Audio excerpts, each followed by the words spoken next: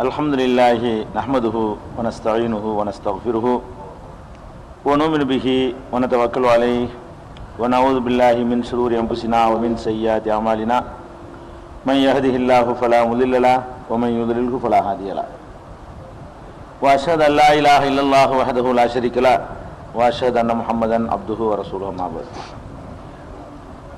கண்ணியத்திற்குரிய எல்லாம் வல்ல அல்லாஹ் ஜல்ல ஷானஹு தஆலாவின் நல்லடியார்களே, அல்லாஹுடைய பேரருளால் அவனுடைய மார்க்கத்தை, முக்கியமாக ஈமானை பற்றி அறிந்து கொள்வதற்காக நாம் எல்லாம் இங்கே குழுமி இருக்கிறோம்.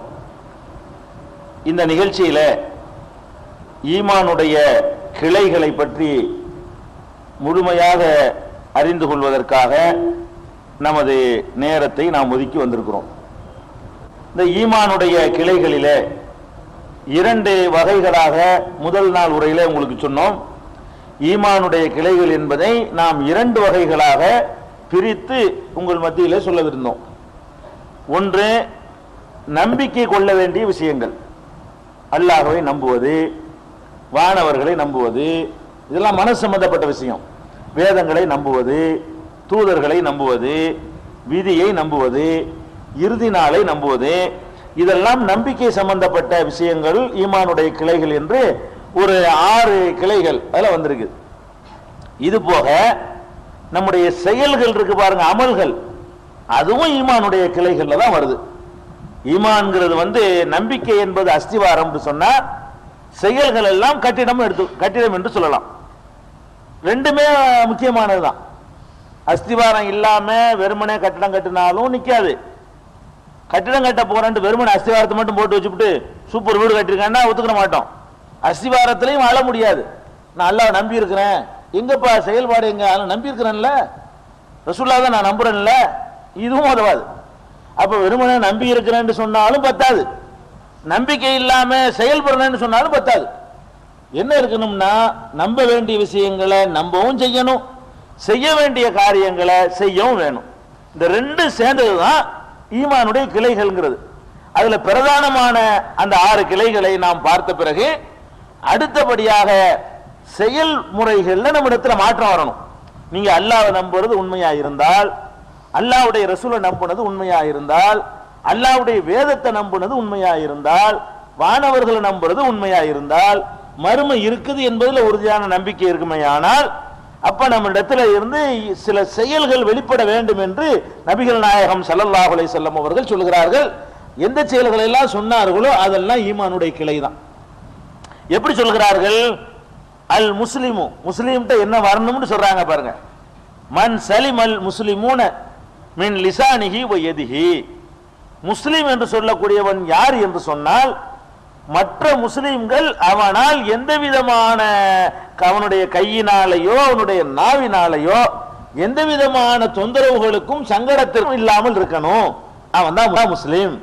மற்ற முஸ்லிம்கள் இவனுடைய கையில இருந்தும் நாவில் இருந்தும் பாதுகாப்பு பெற்றிருக்கணும், அவன் தான் முஸ்லிம் என்று நபிகள் நாயகம் ஸல்லல்லாஹு அலைஹி வஸல்லம் அவர்கள் மற்றவர்களை நல்லபடியாக நடத்துவது ஈமானுடைய கிளைங்கிறாங்க. இதுல என்ன சொல்ல வர்றாங்கன்னு கேட்டா, முஸ்லிம் சொல்வதா இருந்தால் நான் அல்லாஹ் நம்புனேன், ரசூலை அது பத்தாது. நீ முஸ்லிம் என்பது உண்மையாக இருந்தால் மற்ற முஸ்லிம் உன்னுடைய கையினாலையும் அவன் சங்கடப்படக்கூடாது, உன்னுடைய நாவுனாலையும் சங்கடப்படக்கூடாது என்று பெருமானார் ஸல்லல்லாஹு அலைஹி வஸல்லம் சொன்னார்கள். இது சஹீஹுல் புகாரில 10வது முதல் வால்யூம் 10வது ஹதீஸ்ல ஆரம்பத்தில் நீங்க இதை பார்க்கலாம். அதே மாதிரி திருமதி, நஸஈ, அஹ்மது, இப்னு மாஜா ஆகிய நூல்களில் இடம்பெற்றிருக்கிற ஹதீஸ்ல எப்படி இருக்குன்னா, அல் மூமினு மன் அமினஹுன் நாஸ் வலா திமாயிஹிம் வ அம்பாலிஹிம். மூமின் என்றால் யார் தெரியுமா? மற்ற மக்கள் எல்லாம் தங்களுடைய உயிர் விஷயத்திலேயோ தங்களுடைய பொருள் விஷயத்திலேயோ யாரை நம்புவார்களோ, யார் நம்பிக்கைக்குரியவனா நடப்பானோ அவன் தான் மூமின்.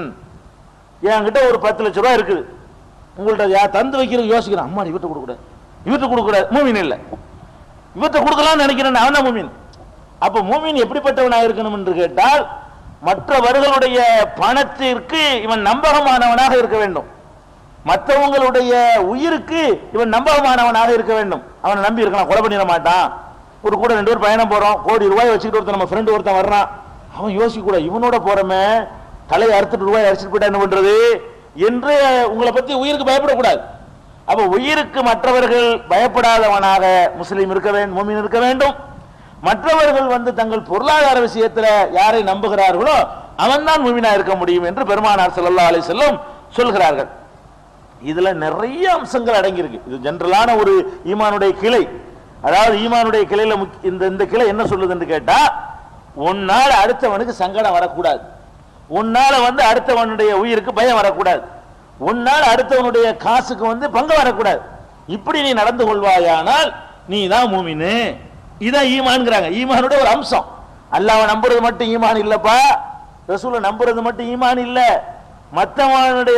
மற்றவனோட உனக்கு உள்ள உறவுகளும் ஈமானை தீர்மானிக்கும் என்று பெருமானார் ஸல்லல்லாஹு அலைஹி வஸல்லம் இது சொல்றாங்க.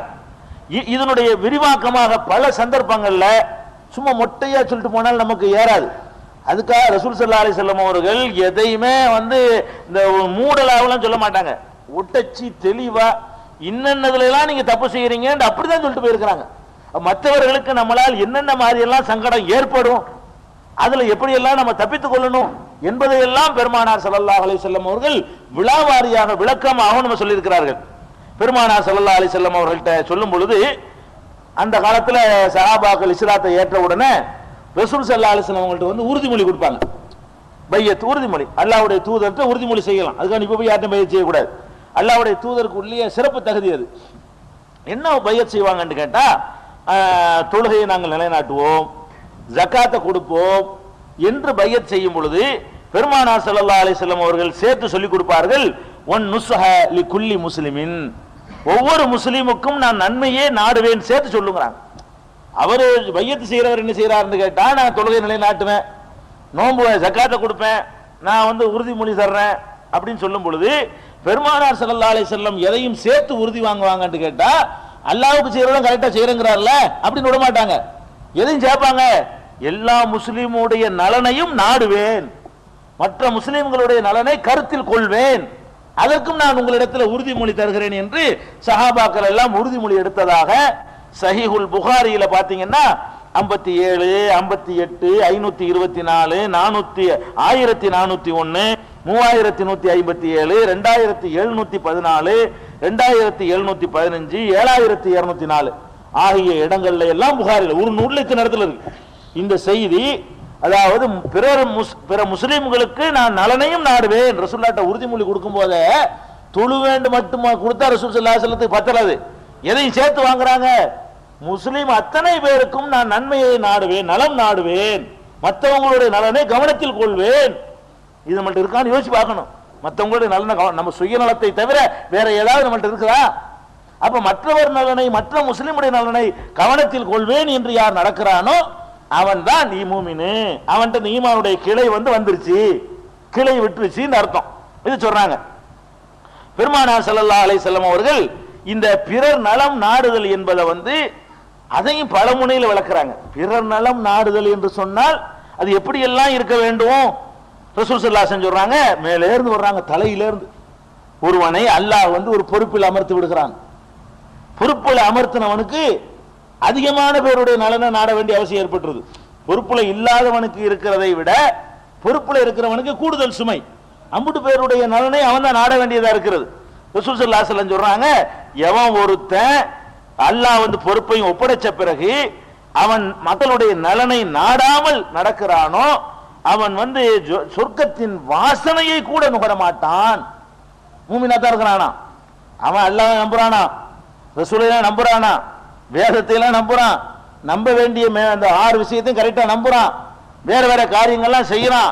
ஆனா அவங்கிட்ட என்ன இல்ல, தான் பொறுப்பில் இருந்து கொண்டு அந்த பொறுப்புல இருந்தால் என்னென்னலாம் செய்யணுமோ அதை செய்ய தவறுனானையானால் லம் யஜிது ராயிஹத்தல் ஜன்னா, சொர்க்கத்தினுடைய வாடையை கூட அவன் நுகர மாட்டான் என்று சஹீஹுல் புகாரியில 7150வது ஹதீஸில் நீங்கள் பார்க்கலாம். அப்ப நலம் நாடுதல் அது எதுக்கு இது சொல்றாங்க? அடுத்தவருடைய நலம் நாடாட்டி சொர்க்கத்துக்கு போக மாட்டேங்கிறாங்க. பின்னாடி வேண்டா போவாங்க, கொஞ்சம் அனுபவிச்சு விட்டு முதல் கட்டமா போக மாட்டாங்க. ஏன்னா கடுகுல ஈமான் இருந்தாலும் பின்னாடி வந்துருவான் இருக்கிறதுனால இது எப்படி புரிஞ்சுக்கிறேன்னு எடுத்த எடுப்புல அவன் போக மாட்டான் என்று இந்த ஹதீஸும் சொல்லுகிறது. அதே மாதிரி பெருமானார் ஸல்லல்லாஹு அலைஹி வஸல்லம் சொல்றாங்க, மாமின் அமீரின் எலி அம்ரல் முஸ்லிமீன், சும்மலா யுஜிஹிது லஹும் வ யன்ஸஹு இல்லாலம் யதுகுல் மஅஹுமுல் ஜன்னா. ஒரு அமீர், ஒரு தலைவன் முஸ்லிம்களுடைய காரியத்திற்கு பொறுப்பேற்றுக் கொண்ட பிறகு அவர்களுக்கு எந்த சிரமத்தையும் தராமல் அவர்கள் நலனையே நாடுவானையானால் அவர்களுடன் சேர்ந்து இவன் சொர்க்கம் செல்லாமல் இருப்பதில்லை. செய்யலன்னா நரகம் போவான்னு சொல்றாங்க, ஒழுங்கா நடந்துட்டான்னு வைங்க, இவன் சொர்க்கம் போகாமல் இருப்பதில்லை என்று பெருமானார் ஸல்லல்லாஹு அலைஹி வஸல்லம் சொன்னது சஹீஹ் முஸ்லிம்ல 205வது ஹதீஸ்ல இருக்குது. நலம் நாடுதல். நலம் நாடுறதுன்னா இங்க இருந்துகிட்டு அமெரிக்காவில் உள்ளவனுடைய நலம் நம்ம நாட முடியாது. எதுதான் நாட முடியும்? நமக்கு பக்கத்துல உள்ளவன், நம்ம தெருவில் உள்ளவன், நம்ம அடுத்த வீட்டுக்காரன், நம்ம ஊர்ல உள்ளவன், அப்படி எப்படி தான் வட்டம் போட்டு தான் ஒரு மனிதனால ஒரு நன்மையை நாட முடியும், அவர் ஏதாவது செய்ய முடியும். அப்ப ரசூல் ஸல்லல்லாஹு அலைஹி வஸல்லம் சொல்றாங்க, குல்லுக்கும் ராயின், உங்களிலே ஒவ்வொருவரும் பொறுப்பாளிகளாக இருக்கிறீர்கள். பொறுப்பு இல்லாத யாரும் உலகத்துல கிடையாது. நம்ம என்ன நினைக்கிறோம்? ஒவ்வொருத்தரும் சுயநலவாதியா இருக்கிறான். எல்லா மனிதனுமே பொறுப்பு சுமத்தப்பட்டவனாக தான் இருக்கிறான். அந்த பொறுப்பு பற்றி நீங்கள் விசாரிக்கப்படுவீர்கள். உங்கள் பொறுப்புக்கு கீழே உள்ளவர்களை பற்றி விசாரிக்கப்படுவீர்கள். ஒரு கடையில ஒருத்தன் வேலை செய்யறான்னா அவனுக்கு முதலாளி பொறுப்பாளியா இருக்கிறான். வேலை செய்யறான் அவன் பொண்டாட்டி பிள்ளைக்கு பொறுப்பாளியா இருப்பான். அவன் பொண்டாட்டி இருக்கால புள்ள குட்டிகளுக்கு பொறுப்பாளியா இருப்பான்.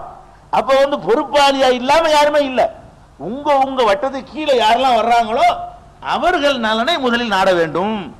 அதை கரெக்டா அந்த கடமை செஞ்சிடணும். உங்களுக்கு கீழே வர்றவங்களுக்கு என்னென்ன கடமை செய்யணும்னு உங்களுக்கு மார்க்கம் சொல்லுதோ அதை எல்லாம் செய்யணும். ரசூல் ஸல்லல்லாஹு அலைஹி வஸல்லம் சொல்றாங்க, ஃபுல் இமாமு ராயின், இமாம் இருக்கிறார ஜனாதிபதி, அவரும் பொறுப்பாளர், வஹு மஸ்ஊலுன், அது பற்றி அவர் விசாரிக்கப்படுவார். ஒரு ரஜுலு ராயின் அலா அஹ்லிஹி, ஒரு ஆண் மகன் அவனுடைய குடும்பத்தாருக்கு பொறுப்பாளன். அவன் வேலைக்காரனா இருக்கட்டும், முதலாளியா இருக்கட்டும், கூலி தொழிலாளியா இருக்கட்டும், அவன் யாராவே இருக்கட்டும், பணக்காரனா இருக்கட்டும், ஏழையா இருக்கட்டும், ஒரு ஆண் மகன் தன்னுடைய குடும்பத்திற்கு பொறுப்பாளி. வஹு மஸ்ஊலுன், அது குறித்து அவன் விசாரிக்கப்படுவான். ஒல் மர்அத்து ராயியத்துன் அலா பைத்தி ஜௌஜிஹா, ஒரு பெண் கணவனுடைய வீட்டுக்கு பொறுப்பாளி, அது பற்றி வஹிய மஸ்ஊலா, அது பற்றி அவள் விசாரிக்கப்படுவாள். ரசூல் ஸல்லல்லாஹு அலைஹி வஸல்லம் சொல்றாங்க, உல் அப்து ராயின் அலா மாலி சய்யிதிஹி, ஒரு வேலைக்காரன் முதலாளியுடைய செல்வத்துக்கு பொறுப்பாளி. நம்பி விட்டுருக்கிறாரு, இவன் ஒரு ஆளை வர சொல்லி 1 கிலோக்கு போய் 1.5 கிலோ எடுத்து கொடுக்கலாம். வேண்டிய நண்பன் வந்தான்னு சொன்னா 1 கிலோ சீனி கேட்பான். ஆளை பார்த்து 1.5 கிலோ போட்டு பண்டல் கட்டி கொடுத்துடலாம். உன்னை நம்பி தந்திருக்கிறாங்க. நம்ம வேலைக்காரன் தானே பொறுப்பில் நினைக்காத. முதலாளிக்கு உன் மேல பொறுப்பு இருக்கிற மாதிரி உனக்கு முதலாளி மேல பொறுப்பு இருக்குது. அவருடைய பொருளுக்கு நீ பொறுப்பாளி. அது பற்றி அதாவது நலன் நாடுறாங்க பாருங்க. இப்படிப்பட்ட மார்க்கம் பாத்தீங்களா? இதெல்லாம் இருந்தா தான் மூமின். மூமின்கிறவன் இதெல்லாம் இல்லைன்னா வெறும் அஸ்திவாரம் மட்டும் இருக்குன்னு அர்த்தம். இதெல்லாம் இருந்தா தான் கட்டடம், ரூமு, பெட்ரூமு, பாத்ரூம் எல்லாம் இருக்குன்னா என்ன இருக்குன்னு எல்லாம் சேர்ந்து வரணும். அப்ப அடுத்தவர் நலன் நாடுதல், பிறர் நலன் நாடுதல், பிறருக்கு இடைஞ்சல் செய்யாமல் இருத்தல், நமக்கு கீழே உள்ளவர்களுக்கு செய்யற கடமைகளை நிறைவேற்றுதல், இதுகளெல்லாம் இருக்க வேண்டும் என்று பெருமானார் ஸல்லல்லாஹு அலைஹி வஸல்லம் சொல்லிவிட்டு அப்புறம் சொல்றாங்க, அலா இன்னும் தெரிஞ்சுக்கிறங்க. எல்லாத்தையும் சொல்லிட்டு இருக்க இயலாது. ஒரு வாத்தியார் மாணவனுக்கு இப்படிலாம் சொல்லிட்டு இருக்க முடியாது. இது 4-5 உதாரணத்துக்கு சொல்லிவிட்டு எல்லாருமே பொறுப்பாளிதான்ட்டாங்க. அலா குல்லுக்கும் ராயின், இப்படி சொல்லிக்கிட்டே போல நிறைய சொல்லிக்கிட்டு போகலாம். ஒரு கட்சிக்கு தலைவர், கட்சியில் உள்ள தொண்டர்களுக்கு பொறுப்பாளி சொல்லலாம். ஒரு காலேஜ் பிரின்சிபால் மாணவர்களுக்கு பொறுப்பாளி அப்படின்னு சொல்லலாம். ஒரு தொழிற்சாலையுடைய மேனேஜரா இருக்கிறவர் தொழிலாளிகளுக்கு பொறுப்பாளின்னு சொல்லலாம். ஒரு பஸ் ஓட்டுற டிரைவர் அங்குள்ள பாசஞ்சருக்கு பொறுப்பாளின்னு சொல்லலாம். இப்படியே சொல்லிக்கிட்டு போனா அது ஒரு வால்யூம்ல வந்துடும். இப்ப உதாரணத்துக்கு 5-6 சொல்லிவிட்டு குல்லுக்கும் ராயின், எல்லாம் பொறுப்பாளி தான். பொறுப்பு இல்லாத யாருமே கிடையாது. எல்லாம் பொறுப்பு, ஏதாவது பொறுப்பு உங்களுக்கு தான் செய்யுது. அந்த பொறுப்பை பற்றி விசாரிக்கப்படுவீர்கள். பொறுப்புக்கு கீழே வர்றாங்களே அவர்களை பற்றி விசாரிக்கப்படுவீர்கள். ரசூல் ஸல்லல்லாஹு அலைஹி வஸல்லம் சொல்றாங்க, இது சஹீஹுல் புகாரியில 5188வது ஹதீஸ்ல இதை நீங்க பார்க்கலாம். அப்ப இது பொறுப்பாளி எந்த அளவுக்கு இருக்க வேண்டும் என்று கேட்டால் பெருமானார் ஸல்லல்லாஹு அலைஹி வஸல்லம் அவர்கள் ஒரு முன்னுதாரணமா திகழ்ந்து காட்டுறாங்க. பொறுப்பு அந்த பிறர் நலம் நாடுதல்ல ஒவ்வொரு கட்டத்தில் ஒவ்வொருத்தனுக்கும் ஒரு பொறுப்பு இருக்கு. ஒரு தலைவனுடைய பொறுப்பு என்ன என்பதை விளக்கும் போது சொல்றாங்க பெருமானார் ஸல்லல்லாஹு அலைஹி வஸல்லம், கடன் பட்டுட்டு இறந்துடுறாங்க இல்லையா, ரசூல் ஸல்லல்லாஹு அலைஹி வஸல்லம் ஜனாதிபதியா இருக்கிறாங்க. அவங்க காலத்துல எத்தனை பேர் கடன் படுவாங்க, நிறைவேற்ற முடியாம மூத்தா போயிருவாங்க. ரசூல் ஸல்லல்லாஹு அலைஹி வஸல்லம் என்ன சொல்லுவாங்க தெரியுமா? மக்களே, உங்களில் யாராவது சொத்து விட்டுட்டு போனால் அவங்க குடும்பத்தார்கள் சொந்தம், உங்களில் யாராவது கடனை விட்டுட்டு போனால் அது என் பொறுப்பு. தலைவன் அப்படி இருக்கணும். தலைவனுடைய வேலை என்ன? சொத்துக்கு குடும்பத்தார் அனுபவிச்சுட்டு போ. கடங்காரன மூத்தா போனின்னு சொன்னா அந்த கடனை தீர்க்கிற பொறுப்பு ஜனாதிபதி என்ற முறையில, தலைவர் என்ற முறையில என்னை சேர்ந்தது என்று பெருமானார் ஸல்லல்லாஹு அலைஹி வஸல்லம் அறிவிச்சிருக்கிறாங்களே.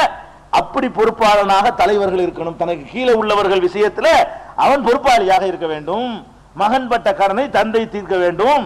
எல்லாம் வரும். ஒரு கீழே உள்ளவர்களுடைய எல்லா விஷயங்களுக்கும் அதெல்லாம் அடங்கும். இது சஹீஹுல் புகாரியில 5371வது ஹதீஸ்ல நீங்க பார்க்கலாம். அதே மாதிரி பெருமானார் ஸல்லல்லாஹு அலைஹி வஸல்லம் இதை விட ரத்தின சுருக்கமா சொல்றாங்க, அத்தீனு அன்-நஸீஹா. தீன் என்றாலே பிறர் நலம் நாடுதல் தான்.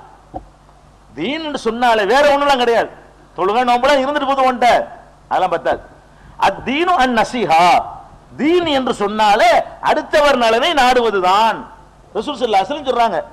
அப்ப சஹாபாக்கள் கேட்கிறாங்க, குல்னா லிமன், அடுத்தவர் நலனை எவன் நலனை நாட சொல்றீங்க அப்படின்னு கொஞ்சம் விவரமா கேட்கிறாங்க. ரசூல் ஸல்லல்லாஹு அலைஹி சொல்றாங்க, அடுத்தவர் நலன் நாடுவது என்பதுல எதெல்லாம் வரும்னு கேட்டா, லில்லாஹி, அல்லாஹ்வின் நலனை நாடு, அல்லாஹ் சொன்னபடி கேளு. ஒலி கிதாபிஹி, அவனுடைய வேதத்தின் நலனை நாடு. ஒலி ரசூலிஹி, அவனுடைய தூதர் நலனை நாடு. ஒலி ஐமத்தில் முஸ்லிமீன், முஸ்லிம்களுக்கு தலைமை பொறுப்பை ஏற்றிருக்கிறார்களே அவர்கள் நலனையும் நாடு. ஆமத்தியும், சாதாரண மக்கள் நலனை நாடு. எல்லாம் தாப்பாங்கிறாங்க, எல்லாத்தையும் நலனை நாட வேண்டும் என்று பெருமானார் ஸல்லல்லாஹு அலைஹி வஸல்லம் அதுதான் தீனு.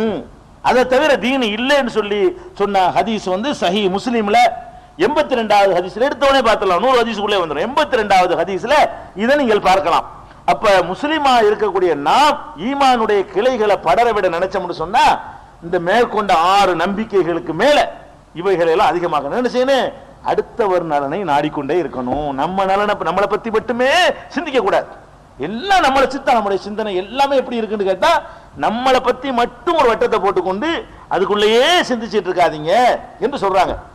அப்ப அடுத்தவர் நலனை நாடணுங்கிறது ஒரு பொதுவான ஒரு வாசகம். இது எல்லாரும் நிறைய பேர் சொல்லியிருக்கிறாங்க. இது ரசூலுல்லாஹ் மட்டும் சொல்லல. அடுத்தவர் நலனை நாட வேண்டும்ங்கிறது இப்படி ஓரளவு சொல்லிட்டு போயிருவாங்க. இந்த அடுத்தவர் நலனுக்கு வியாக்கியானம் கொடுத்ததுல பெருமானார் ஸல்லல்லாஹு அலைஹி வஸல்லம் மிஞ்ச முடியாது. அடுத்தவர் நலனுக்குள்ள எதையெல்லாம் கொண்டு வர்றா, இதுல இல்லாம ஆச்சரியப்படுற அளவுக்கு ஒண்ணு விடல. அடுத்தவர் நலனை நாடு என்று சொல்லிவிட்டு பல சந்தர்ப்பங்களில் பெருமானார் ஸல்லல்லாஹு அலைஹி வஸல்லம் அடுத்தவர் நலனுக்கு வியாக்கியானத்தை கொண்டு இருக்கிறார்கள். என்ன வியாக்கியானம் தர்றாங்க? பெருமானார் ஸல்லல்லாஹு அலைஹி வஸல்லம் குர்ஆன்ல ஒரு வசனம் குர்ஆன்ல இருக்கு பாருங்க. முதலாவது, நீங்கள் ஒரு கடன் கொடுக்குறீங்க. ஒரு கடன், ஒரு உதாரணத்துக்காக கடன் கொடுக்குறீங்க. கொடுத்தவர் ஒரு டயத்துல தர்றேன்னு சொல்லி தான் வாங்குவார். அப்பதான் நம்மளுக்கு கொடுப்போம். ஒரு மாசத்துல தந்துடுறேன், ஒரு வருஷம் தந்துடுறேன்னு சொல்றாரு. அவர் அல்லாஹ் கிடையாது. கடன் வாங்கினவர் அல்லாவா? ஒரு மாசத்துல தரேன்னு அவர் தர இயலுமா? அவர் நியத்து தரணும்னு நினைச்சு தர்றாரு. தர வேண்டும் என்று நினைத்து உங்கள்ட்ட சொல்லுகிறார். ஒரு மாசத்துல தர முடியல. பெரும்பாலும் கடன் பட்டவர்களுக்கு கடன் படுறதுங்கிறவனே முடியாதவன் தான் படுவான். விளங்குதா? வச்சுக்கிட்டு போடுறவன் ரொம்ப கம்மியா தான் இருப்பான். இந்த கடன் வாங்குறவன், சின்ன சின்ன கடன் வாங்குறவன், பெரிய கடன் வாங்குறவன்னா வேற வேற திருப்பி கொடுக்குற சக்தியில வாங்குவான். இந்த சின்ன கடன் வாங்குறவன்லாம் எடுத்து பாத்தீங்கன்னா அவனால கண்டிப்பா தரவெல்லாம் முடியாது. எதை வாங்குறதுக்காக என்ன சொல்லி போடுவான், 3 மாசத்துல தந்துருவேன். எப்படி தருவான்னா இன்னொருத்தர் கடன் வாங்கி தான் தருவான். அந்த ரேஞ்சில் அவன் இருப்பானே தவிர அவனுக்கு தான் வரவு செலவு இழுத்துக்கிட்டு நிக்குத. அவன் ஏன் கடன் வாங்குறான்? 1000 ரூபாய் கடன் கேட்கிறான்னா அப்ப 1000 ரூபாய் அவனுக்கு சேர்க்க இல்லைன்னு அர்த்தம். ஒருத்தன் 1000 ரூபாய் ஒரு கடன் 1000 ரூபாய்க்காக அலைகிறான், ஒருத்தன் கடன் கேட்டு அலைகிறான்னு சொன்னா அவனுக்கு என்ன நிலையில வாங்குறான்? வாங்குற சம்பாத்தியத்திலிருந்து ஒரு 10 ரூபாய் மிச்சம் பிடிச்சி, ஒரு 25 ரூபாய் மிச்சம் பிடிச்சி, ஒரு 1000 ரூபாய் அவனுக்கு சேர்த்து வைக்க சக்தி இல்லை. அதனால இந்த கடன் வாங்குற அளவுக்கு வர்றான். வாங்கிட்டான் கடனை. ஒரு டயத்துல சொன்னா தர முடியல உடனே மூமினானவர்கள் நம்ம எப்படி நடக்கணும், பிறர்னால எப்படி நாடணும்? இந்த இடத்துல நீங்கள் கடன் கொடுத்தவர்களாக இருக்கிறீர்கள் வைத்துக் கொள்ளுங்கள். கடன் வாங்குறவர்களுக்கு ஒரு அது ஒண்ணு இருக்குது. நீங்கள் கடன் கொடுத்தவர்களாக இருக்கிறீர்கள் வைத்துக் கொள்ளுங்கள். அவன் தரமாட்டேங்கிறான், தரல. இப்ப நீங்கள் நலம் நாடுதல் என்பதை எப்படி அமுல்படுத்தணும்? மூமின் என்ற அடிப்படையில் இந்த இடத்துல நம்ம ஜெயிப்போம், ஈமானுடைய கிளையை டெவலப் பண்ணுவோம் அப்படி நினைத்தவர்களாக நீங்கள் இருந்தால், அந்த 6 அஸ்திவாரம் மட்டும் போது கட்டணம் இல்லாம இருப்போம், அது ஒரு விஷயம். நம்ம கட்டணம் என்று ஆசைப்படக்கூடியவர்களாக இருந்தால் என்ன செய்ய வேண்டும் என்றால், அல்லாஹ் சொல்லி காட்டுகிறான், 2 செய். என்ன 2 செய்ய? ஒயின் கானது உஸ்ரத்தின், கடன் வாங்கியவன் சிரமப்படக்கூடியவனாக இருக்கிறான் என்று சொன்னால், ஃபநல்ரத்துன் இலா மைசரா, வசதி வரும் வரை அவகாசத்தை கொடுத்து விடு. சொன்னியாண்டு நிக்காத. 3 மாசம் தான் சொன்னேன். அல்லாவா? நீ அவன் அல்லாவாக்குறீங்க? 3 மாசம் தான் சொன்னா, மனுஷன் அப்படித்தான் சொல்லுவான். என்னமோ அவன் 3 மாசத்துல உண்டாக்கிற சக்தி இருந்தா அவன்கிட்ட கடையா வாங்குறான். சொல்லிட்டான், என்ன செய்ய சொல்லி விட்டான், முடியல. அவன் மனிதன், முடியாது. நம்மளே எத்தனை விஷயங்கள் முடியாம போகுது, சொன்னபடி முடியாம போயிடுது. பெரிய பெரிய நிலையில உள்ளவங்களுக்கு முடியாம போயிடுது. அப்ப நீங்க என்ன செய்யணும்னு கேட்டா, இங்க வாப்பா முடியலங்கிறியா, நீ வந்து நான் கேட்கிறேன்லாம் சொல்லாத, எவ்வளவு நாள் உனக்கு தர ஏறும் சொல்லு, நீ நான் சொல்லு எவ்வளவு நாள் உனக்கு தர ஏறும், ஒரு மாசத்துல இல்ல இன்னும் நல்ல டைம் எடுக்கப்போ கரெக்டா சொல்லுப்பா, முடிஞ்சு பாவியா வேறப்பா என்று முடிஞ்ச அளவுக்கு. அப்போ நல்கிரத்தும் இலா மைசரா, வசதி வரும் வரை, வசதி தான் டைம் சொல்றாங்க, டைம் கூட சொல்ல, ஒரு மாசம் கூட சொல்லல. அல்லா டைம் கொடு, கடன் வாங்கினவனுக்கு டைம் கொடுக்க சொல்லும் பொழுது ஒரு மாதம் டைம் கொடுத்து பாருன்னு சொல்லவே இல்லை. அல்ல 6 மாசம் டைம் கொடுத்து பாருன்னு சொல்லல, வசதி வரைக்கும் டைம். இது எல்லாம் ஈமான் கிளை டெவலப் ஆகும் நமக்கு. இப்படி எல்லாம் நம்ம நடந்து கொண்டோமே ஆனால் என்ன செய்யும், ஈமானுடைய கிளை வந்து அதிகமாகும். இப்ப நல்கிரத்தும் இலா மைசரா, வசதி வரும் வரை அவகாசத்தை கொடு. இது ஒன்னாச்சா. அதுக்கடுத்து எல்லாம் சொல்றான், அந்த சத்தகு கைருள்ளக்கும், அதை தர்மம்னு கொடுத்து விட்டுட்டேன்னு சொன்னா சிறந்தது. போ டைம் கொடுத்த அல்ல எப்படி சொல்றான் பாருங்க. இந்த வட்டி வாங்குற யுகத்துல உலகத்துல கொடுத்த காசு கணக்கு போட்டு வாங்குறதுல வந்து அப்ப மகனுக்கு மத்தியிலாம் வட்டி, மாமா மருமகனுக்கு மத்தியில வட்டி, பொண்டாட்டி புருஷனுக்கு மத்தியில வட்டி, எல்லா குடுக்கல் வாங்கலுமே வட்டியை அடிப்படையாக கொண்டு நடக்கிற இந்த யுகத்துல இந்த மார்க்கம் சொல்லுது, அட அடுத்தவன் நலன் தாண்டா உனக்கு முன்னாடி நிக்கணும், உன் நலத்தை முன்னாடி நிறுத்தாத. அவனுக்கு இப்ப முடியல பேச, அவனை வச்சு பேசு, போனல உன்னை மறந்துரு. அவனுக்கு இப்ப முடியலப்பா, வாங்கிட்டான் கடனை கொடுக்க முடியல, இப்ப என்ன செய்ய சொல்ற, சாவ சொல்றியா, தற்கொலை செஞ்சு தொலைகிறான். வாங்கின கடனை கொடுக்க முடியாம கடன் கொடுத்தவர்கள் கேட்கிற இந்த கேள்விக்கு பயந்து கொண்டு டெய்லி குடும்பத்தோட தற்கொலை. இது வராத பேப்பர் இருக்குதா, குடும்பத்துடன் தற்கொலை. என்ன தற்கொலைக்கு என்ன காரணம், கடன் தொல்லை காரணம். கடன் தொல்லைன்னா என்ன, நான் என் பையன் திட்டுவானோ, கடனை கொடுத்து விட்டு வந்து வாசல் கத்துரு, கொஞ்சம் மாணவ பதில் சொல்லி சொல்லி பார்ப்பான். இப்படியே இதா இருந்தவன வெளியே நடமாட முடியாது, மொத்தமா பொண்டாட்டி பிள்ளைக்கெல்லாம் வெஸ்த வாங்கி கொடுத்து காலியாயிரும். அப்ப நம்மள்ட்ட என்ன வரணும், மனிதாபிமானம். அப்படி அவன் தான் முஃமின், அவன் தான் முஸ்லிம், அதுதான் ஈமான். அல்லாஹ் அல்லாஹ் அப்படிதான் விரும்புறான். அப்ப வாந்த சத்தகு கைருள்ளக்கும், நீங்கள் அதை விட்டு கொடுத்து தர்மமாக கொடுத்து விடுவது. கொடுத்துட்டீங்க கடனை தரவே அடுத்த மறுபடியும் தயன் சொன்னாலும் இப்படித்தான் சொல்லுவான்னு நல்லா தெரியுது. 3 மாசம் தயன் சொல்லுவான், 3 மாசத்துக்கு தரவே மாட்டான்னு தெரியுது. அப்ப பொய் ஒன்று பாதுகாக்கிற விட்டுட்டு நீ 3 மாசம் தரமாட்ட, நீ வந்து இதுக்காக பண்ண வேண்டியில்லை, நல்லவனா இருப்பா, நீ மன்னிச்சுனப்போ தர்மமா வச்சுக்க என்று சொல்லி விடுவது உங்களுக்கு சிறந்தது. இதெல்லாம் வந்து ரொம்ப கஷ்டம், ரொம்ப கஷ்டம். ஆனால் இந்த கஷ்டப்பட்டு இதை உண்டாக்கி தான் ஆகணும். நம்ம மறுமையில வெற்றி பெறுவதற்கு இதெல்லாம் கூட அப்படி தூக்கி தள்ளிடும். சொர்க்கத்தில் நம்மள்ட்ட பழைய பெரிய பெரிய மிஸ்டேக் எல்லாம் கூட இருக்கலாம், இது கொண்டாந்து முட்டு கொடுத்து தள்ளி விட்டுருங்க. வயதுல பேலன்ஸ் திராசை எடை போடும்போது 50 கிராம் குறையும், இது அந்த 50 கிராம்ல நின்றும். நம்ம மனுஷங்கிற முறையில் தப்புகள் பண்ணியிருப்போம், சொர்க்கத்துக்கு போறதோ நரகத்துக்கு போற இப்படி பேலன்ஸ் பண்ணிட்டு இருக்கையில எங்கிட்டு போறதுன்னு தீர்மானிக்க முடியாம இருக்கும்போது இது வந்து ஒரு இந்த கடன் வாங்கின வரும், அது வந்து நிக்க முடியாது. இந்த அந்த கணக்கு பார்ப்பா சரியா டேலி ஆயிரும்ன்றான்ல போயிடும் அந்த மாதிரி.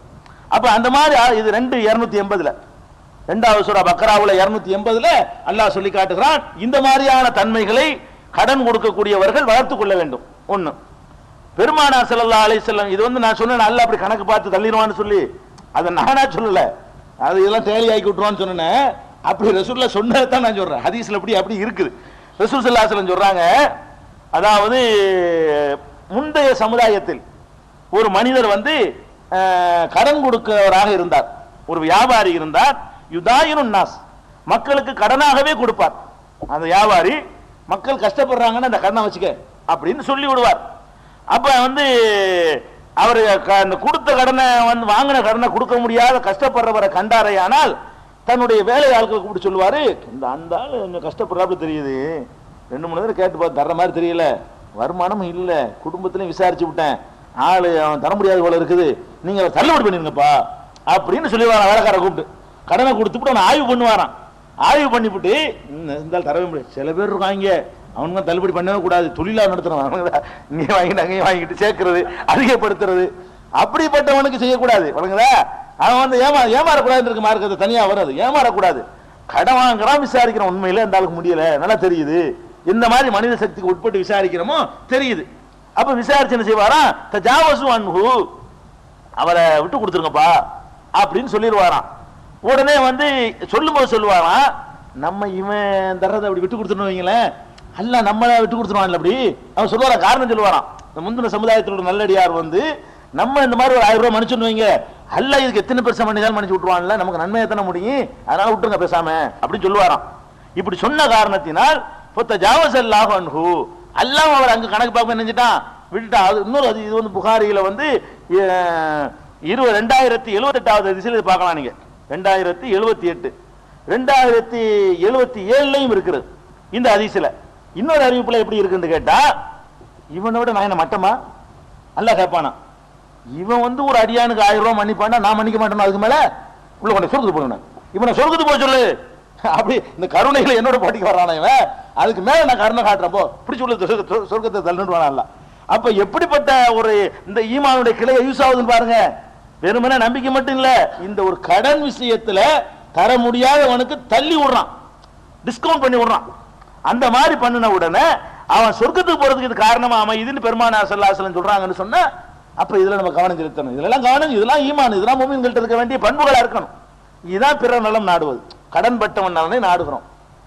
அதே மாதிரி நம்ம கடன் வாங்குறவரா வச்சுக்கிறோம். நம்ம கடன் வாங்குறோம், வாங்கிட்டோம்னு சொன்னா கண்டிப்பா கொடுக்க முடியும். அப்படி இருந்தும் கடனை கொடுக்காம டிவி வாங்குவோம், கடனை கொடுக்காம பீரோ வாங்குவோம், கடனை கொடுக்காம பொண்டாட்டிக்கு செயின் வாங்குவோம், கடனை கொடுக்காம புடவை வாங்குவோம். ஒரு வாழ்வதற்கு ஒரு அவசியத்தை கடனை வாங்கிட்டோம். கடன்கிற திருப்பி கொடுக்கிற கடமையில உள்ளது. ஷஹீது கூட கடன் வாங்கிட்டு மௌத்தா போனா மன்னிக்கப்பட மாட்டான். கடன்கிறது பெரிய ஒரு சிறப்பான ஒரு காரியமெல்லாம் கிடையாது. அது அடுத்தவனுடைய காசு நம்மகிட்ட இருந்து கொண்டே இருக்கிறது. அதை கொடுக்கலன்னா மறுமையில வந்து கேட்டானா அமல தான் கொடுக்க வேண்டி இருக்கும். கடனை வாங்கிட்டு மூத்தா போயிட்டோம்னா அங்க வந்து இங்க கேட்டுட்டான்னா இங்க கொடுத்துடலாம். மூத்தா போயிட்டோம், அங்க கேட்ட எதை கொடுப்போம்? மோசடி செய்யல, ஒண்ணும் செய்யல. இன்னும் அல்ல நியாயம் வழங்குறவன்ல அங்க கேட்பான் வந்து, யாரெல்லாம் 1000 ரூபாய் தராம போயிட்டான், என்னப்பா கொடுக்கணுமா? ஆமா 1000 ரூபாய் இங்க செல்லாதுப்பா, 1000 ரூபாயெல்லாம் என்ன செய்ய போற? தொழுகை கொடுக்குறியா, நோம்பு கொடுக்குறியா? இது என்ன ஆகும்? நம்ம கதை யோசிச்சு பாருங்க. இந்த மாதிரி நம்மளுக்கு இப்படி கொடுத்த கடன்கிறது சுமாரில விரும்பவே கூடாது. கடனுக்கு ஆசைப்படவே, அதை தள்ளுபடி செய்யறது வந்து எப்படி செல்வந்தர்களுக்கு சொல்லப்படுதோ, நீங்க வாங்குற ஸ்டேஜில் வந்தால் முடிஞ்ச அளவுக்கு தவிர்த்துருங்க. கடன் வாங்குறதுங்கிறதுல நாட்டமே வைக்காதீங்க. முடிஞ்ச அளவுக்கு பல்ல கடிச்சு நல்லா இருந்துச்சு பார்ப்போம், எதுக்கு இப்படி கடன் வாங்கணும்னு ஒரு தண்டை போய்கிட்டு. அல்லாது எஸ்தகனி யுகுனிஹில்லா, எவன் தேவையில்லை என்று உறுதியாக நினைக்கிறானோ அவனை அல்லாஹ் தேவையற்றவனா ஆக்குவான். கேட்க மாட்டேன்னு உறுதி எடுத்துப்பாரு, அல்லாஹ் வந்து அது இல்லாம ஆக்குவான், அந்த செலவு இல்லாம ஆக்கி விட்டுவான்ல. இனி என்ன, அல்லாஹ் வந்து உனக்கு உதவி செய்யற பொறுப்பு அவன் ஏத்துக்கிட்டு இருக்கிறான். நீ கடன் கேட்காட்டாலும் அவன் தான் செஞ்சு ஆகணும் உனக்கு. ஒமாமின் தாபத்தின் இல்ல அலல்லாஹி ரிஸ்குஹா, எந்த ஜீவனாக இருந்தாலும் ரிஸ்க் அவன் பொறுப்பு, அவன் பொறுப்பு, ரிஸ்க்கு அவன் பொறுப்பாளி. இப்ப நான் ஒரு 1000 ரூபாய் வாங்கினா தான் என் கதை ஓடும், நான் கணக்கு பண்றேன். ஆஹா, வாங்கி நான் மூத்தாய் விட்டால் என்னுடைய கெப்பாசிட்டி என்ன, நாளைக்கு அதை கொடுக்க இயலுமா, என் வருமானம் என்ன, இந்த வருமானத்தில் இருக்கிறோம் நான் போட்டு கடனை வாங்கிட்டு மூத்தா போயிட்டு நான் என்ன ஆகுவேன்? வேணாம், கஷ்டப்பட்டுக்கிறேன்னு நினைச்சா கஷ்டப்பட விட மாட்டான்ல. 1000 வழிய அவன் எத்தக்கில்லா, யார் அல்லாஹுவை பயப்பட்டு அஞ்சுகிறானோ யஜ்அல்லஹு மக்ரஜன், அவனுக்கு ஒரு மீளும் இடத்தை அல்லாஹ் காட்டுகிறான், ஏற்படுத்துகிறான். நீ மீள்வதற்கு இடம் இல்லைன்னு நினைக்கிற ஒரு மீட்சி பெறக்கூடிய இடத்தை அல்லாஹ் காட்டுகிறான். வயர்சுகுஹு மின் ஹைஸு லா யஹ்தஸிப், நினையாப்புறத்தில் இருந்து அவனுக்கு அல்லாஹ் செல்வத்தை தருகிறான். ஒரு கட்டத்தில் கடனுக்கு ஆசைப்படாது. சர்வசாதாரணமா கடன் வாங்குறது, அது கடன் வாங்குறதுங்கிற ஆளுக்கு இப்படி வாங்குறதுனாலதான் வாங்கணுங்கிற அவசியத்தில் உள்ளவனு கிடைக்க மாட்டேங்க. எதனால வந்து கடன் கொடுக்கிறவர்கள் செல்வந்தர்கள் எத்தனை சதவீதம் இருப்பாங்க? 1000ல் 5 இருப்பாங்க. கொடுக்க ஒரு நல்ல தரமான கடன் தேவைக்கெல்லாம் மிஞ்சி அதிகமாக வச்சுக்க கூடியவர்கள் 1000க்கு 10 இருப்பாங்க. வாங்குறவன் 1000 பேர் போனா எத்தனை பேர் கொடுப்பாங்கிற கண்டவர்களும் எல்லாரும் போய் முட்டும் பொழுதுதான் கடன் கிடைக்க வேண்டியவனு கிடைக்க மாட்டேங்குது. ஒரு மருத்துவத்துக்கு கிடைக்க மாட்டேங்குது. ஆபரேஷன் செத்து போயிடுவான், அவனுக்கு கொடுக்க மாட்டேங்கிறாங்க. ஏன்? அந்த நேரத்தை வாங்கிட்டு வருவான், ஒண்ணுமில்லாத வாங்கிட்டு போயிருப்பான், உருப்படாத வாங்கிட்டு போயிருப்பான். இருக்கிற பில்டிங்கை பெருசா கட்டு கடன் வாங்குவான். ஏன்னா பில்டிங் கட்டாட்டி ஒன்று நல்லா கேட்பானா? இருக்கிற பில்டிங்ல வாழ்க்கை நடத்து, அல்லா தரும்போது 2 பில்டிங்கை கட்டிக்குவான். இப்ப என்ன, இருக்கிற பில்டிங்கை பெருசாக்குறதுக்கு வாங்கணுமா? அப்ப இந்த மாதிரி எல்லாம் நீ கடன் வாங்கினா சாவ கிடக்கிறவனுக்கு, ஒரு நல்ல ஒரு ஆத்திர அவசரத்தில் உள்ளவனுக்கு ஒரு மருந்து வாங்குறதுக்கு ஒரு மாத்திரை அதுக்கு கடன் வாங்க கிடைக்க மாட்டேங்குது. அப்ப வந்து இந்த கடன் விஷயத்துல என்ன செய்யணும்? ஆசைப்படவே கூடாது. எவ்வளவுக்கு உறுதியா நீங்க நினைக்கிறீங்களோ அவ்வளவுக்கு உறுதியா நிக்கணும். கடன்கிறது வேணாம். ஷஹீதுக்கே மன்னிக்க மாட்டேன்னு சொல்ற ஒரு பாவமா இருக்குது. பெருநா வந்துருச்சா அதுக்காக கடன் வாங்குவோம். ஊருக்கு தான். எதுக்கு இந்த கடன்? 4 பேருக்கு முன்னாடி பெரிய சட்டை போட்டு நிக்கணும்ல. 4 பேரை நீ பார்க்கவே செய்யாது. பெருநாளைக்கு புது ட்ரெஸ் எடுக்கணும்னா மார்க்கத்தில் கடமை கிடையாது. இருக்கிறது நல்லதா அணிஞ்சிக்க, அவ்வளவுதானே. இந்த சட்டையை போட்டு பெருநா தொழுது செல்லாதா? இந்த சட்டையை போட்டுட்டு பெருநாவை தொழுது எல்லாம் ஏத்துக்க மாட்டானா? இது புதுசா ஒண்ணு எடுக்கணுமா? ஏன் சக்தி இருந்தா எடுக்கிறேன், இல்லைன்னா எடுக்க மாட்டாங்க. கடன் வாங்கணுமா, பிச்சை வாங்கணுமா? அப்ப கடன் வாங்கித்தான் எடுக்கணுங்கிற எண்ணத்தை வந்து நீங்க கைவிடணும், வரவே கூடாது. அப்ப சரி, ரசூலுல்லாஹ் சொல்றாங்க அநியாயம் இருக்குல்ல, ஷிர்க்கு, இணை வைத்தல், அது ஒரு பெரிய அநியாயம். அதே மாதிரி ரசூலுல்லாஹ் சொல்றாங்க மத்தலுல் கனியுல் முன், வசதி உள்ளவன் லேட்படுத்துவது அநியாயம், கடன் கொடுக்க முடிஞ்சவன் கொடுக்கறத தாமதப்படுத்துவதும் அநியாயம். உனக்கு முடியும் இருக்குது, இவன் என்ன செய்யறான், இருக்கிறத வச்சுக்கிட்டு கடன் கொடுக்க மாட்டேங்கிறான். கடன் கொடுக்கறதுக்கு மண்ணுமோ அவன் கை காசை அவன்கிட்ட வாங்க போய் ஈஸியா வாங்கிட்டு வந்துடுற. உன் காசு இல்லை, இது நீ கடனை வாங்கி இருக்கிறிய, உன் காசு அது, அவன் காசு அது. இன்னொருத்தன் காசை வச்சுக்கிட்டு இருக்கிற, அதை கொடுக்கறதுக்கே மனசு வர மாட்டேங்குது. ஈமான் இல்லைன்னு அர்த்தம், ஈமானுடைய கிளை வரல. நீ வாங்காம இரு, நீ ஈமான்ல உனக்கு உறுதியா இருக்கிறேன்னு அர்த்தம்.